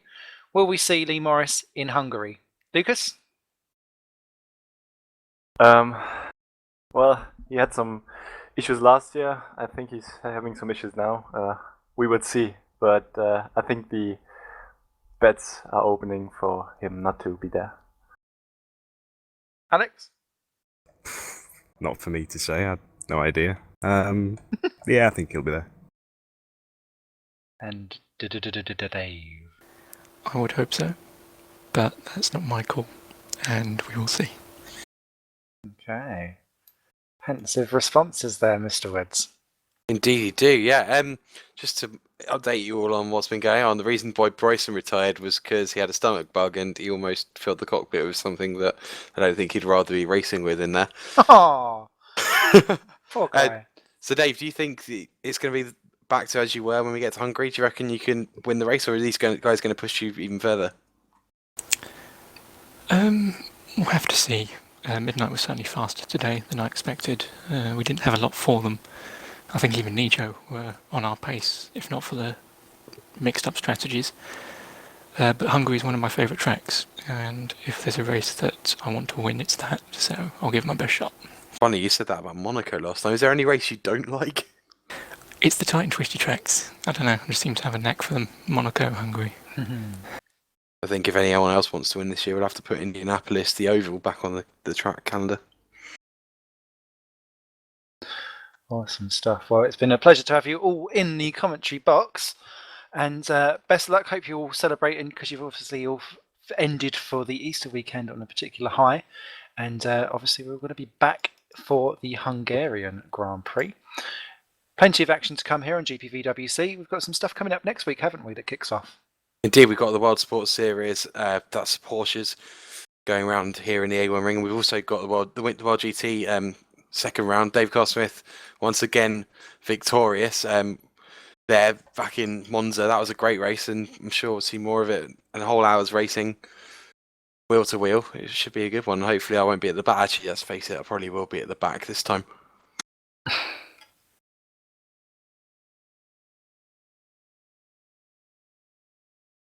Awesome stuff.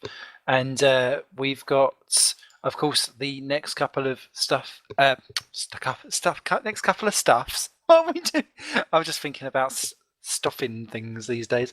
The next couple of races is kicking off, obviously, with the Formula Challenge, the Super Cup, and the Super League. And they'll be kicking off on the Hungarian Grand Prix from the 9th of April here on Twitch TV. Tuning in from 7:30 for seeing me be terrible on the track, and then we will see. Will you be back there for that, Ollie? Probably. We'll see. Hopefully our real driver will be there instead of me, but we'll have to see. We've got some breaking news, guys. Far be it for me to be the one to break this to you, but I thought I might do just for the once. I've always wanted to be on the news. Straight up onto the GPVWC website, and I'll read it out to you. Norwegian terminate Morris contract. Following the end of the Austrian Grand Prix, round 3 of the GPVWC Super League, Norwegian Racing announced it is terminating the contract with driver Lee Morris with immediate effect. Ooh. What do we think, guys? Get the driver reactions first. Dave? I'm not really sure what I can say to that. It's unfortunate. I don't know. Let's see what happened, but nothing I can do about it. I should look forwards and see what we can do in Hungary. I mean, it's a competitive edge for the Midnight's sigh of relief. Yeah. Who do you fancy as a replacement? Ron Squire.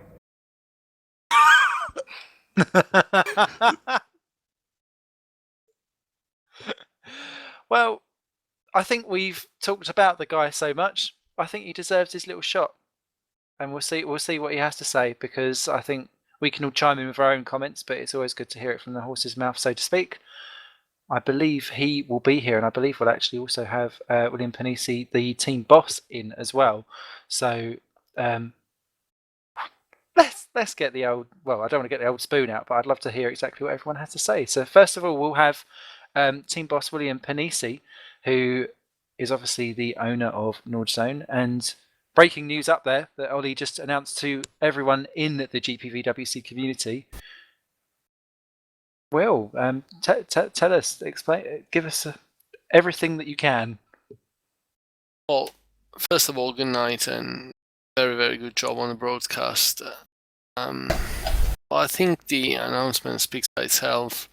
We're all very disappointed about the outcome of today's race because very good car, points finish, cards. It's just want to point out that the announcement is nothing. Again, still got a very good relationship. We had a very frank and open discussion garage environment, and we've come to the conclusion that the relationship with the driver was not going to be better for everybody, just painful but necessary step.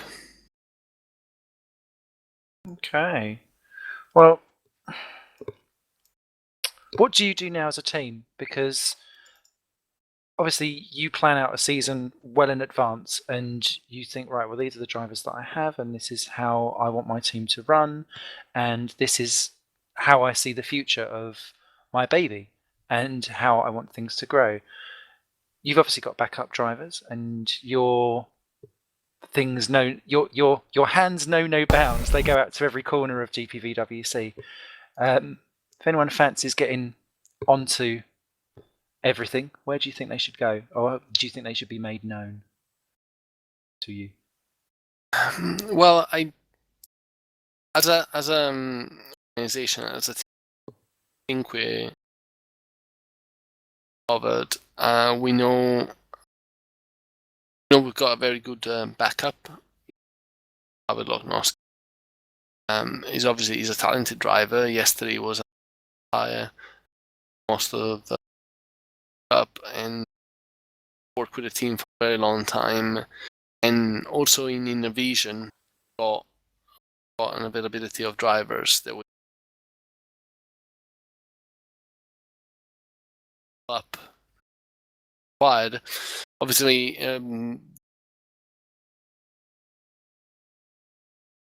not something we were hoping to celebrate a 1-2 tonight, but that was not the case. So as a team, we'll sit down and have a look, and that's something that's for we're a top team, and bring in a second driver who skip in for points podium, perhaps. Just going to be much better. Awesome. Well, thank you very much, Will. It's been absolutely insightful from a team boss to see exactly how we do with that. And on that bombshell, any final words, Ollie, before we sign off? I think we've got a big drama to unfold there. Excuse me, I'm just going to go and die for a moment. There we go, back again. Sorry about that. I think we're going to have a big drama between the next 2 weeks. Blimey, I sound like a Dalek. Been shocked into submission from the news. I know, right? I'm crying inside, apparently. Yeah, I assume we'll see Pavel at Hungary, and that's going to be a really good break for him to show that he's got what it takes after what was a pretty hideous season last year by his own standards. And he is hoping, for Norgen's sake, that it's a bit better than last year of however many drivers they ended up taking that second seat.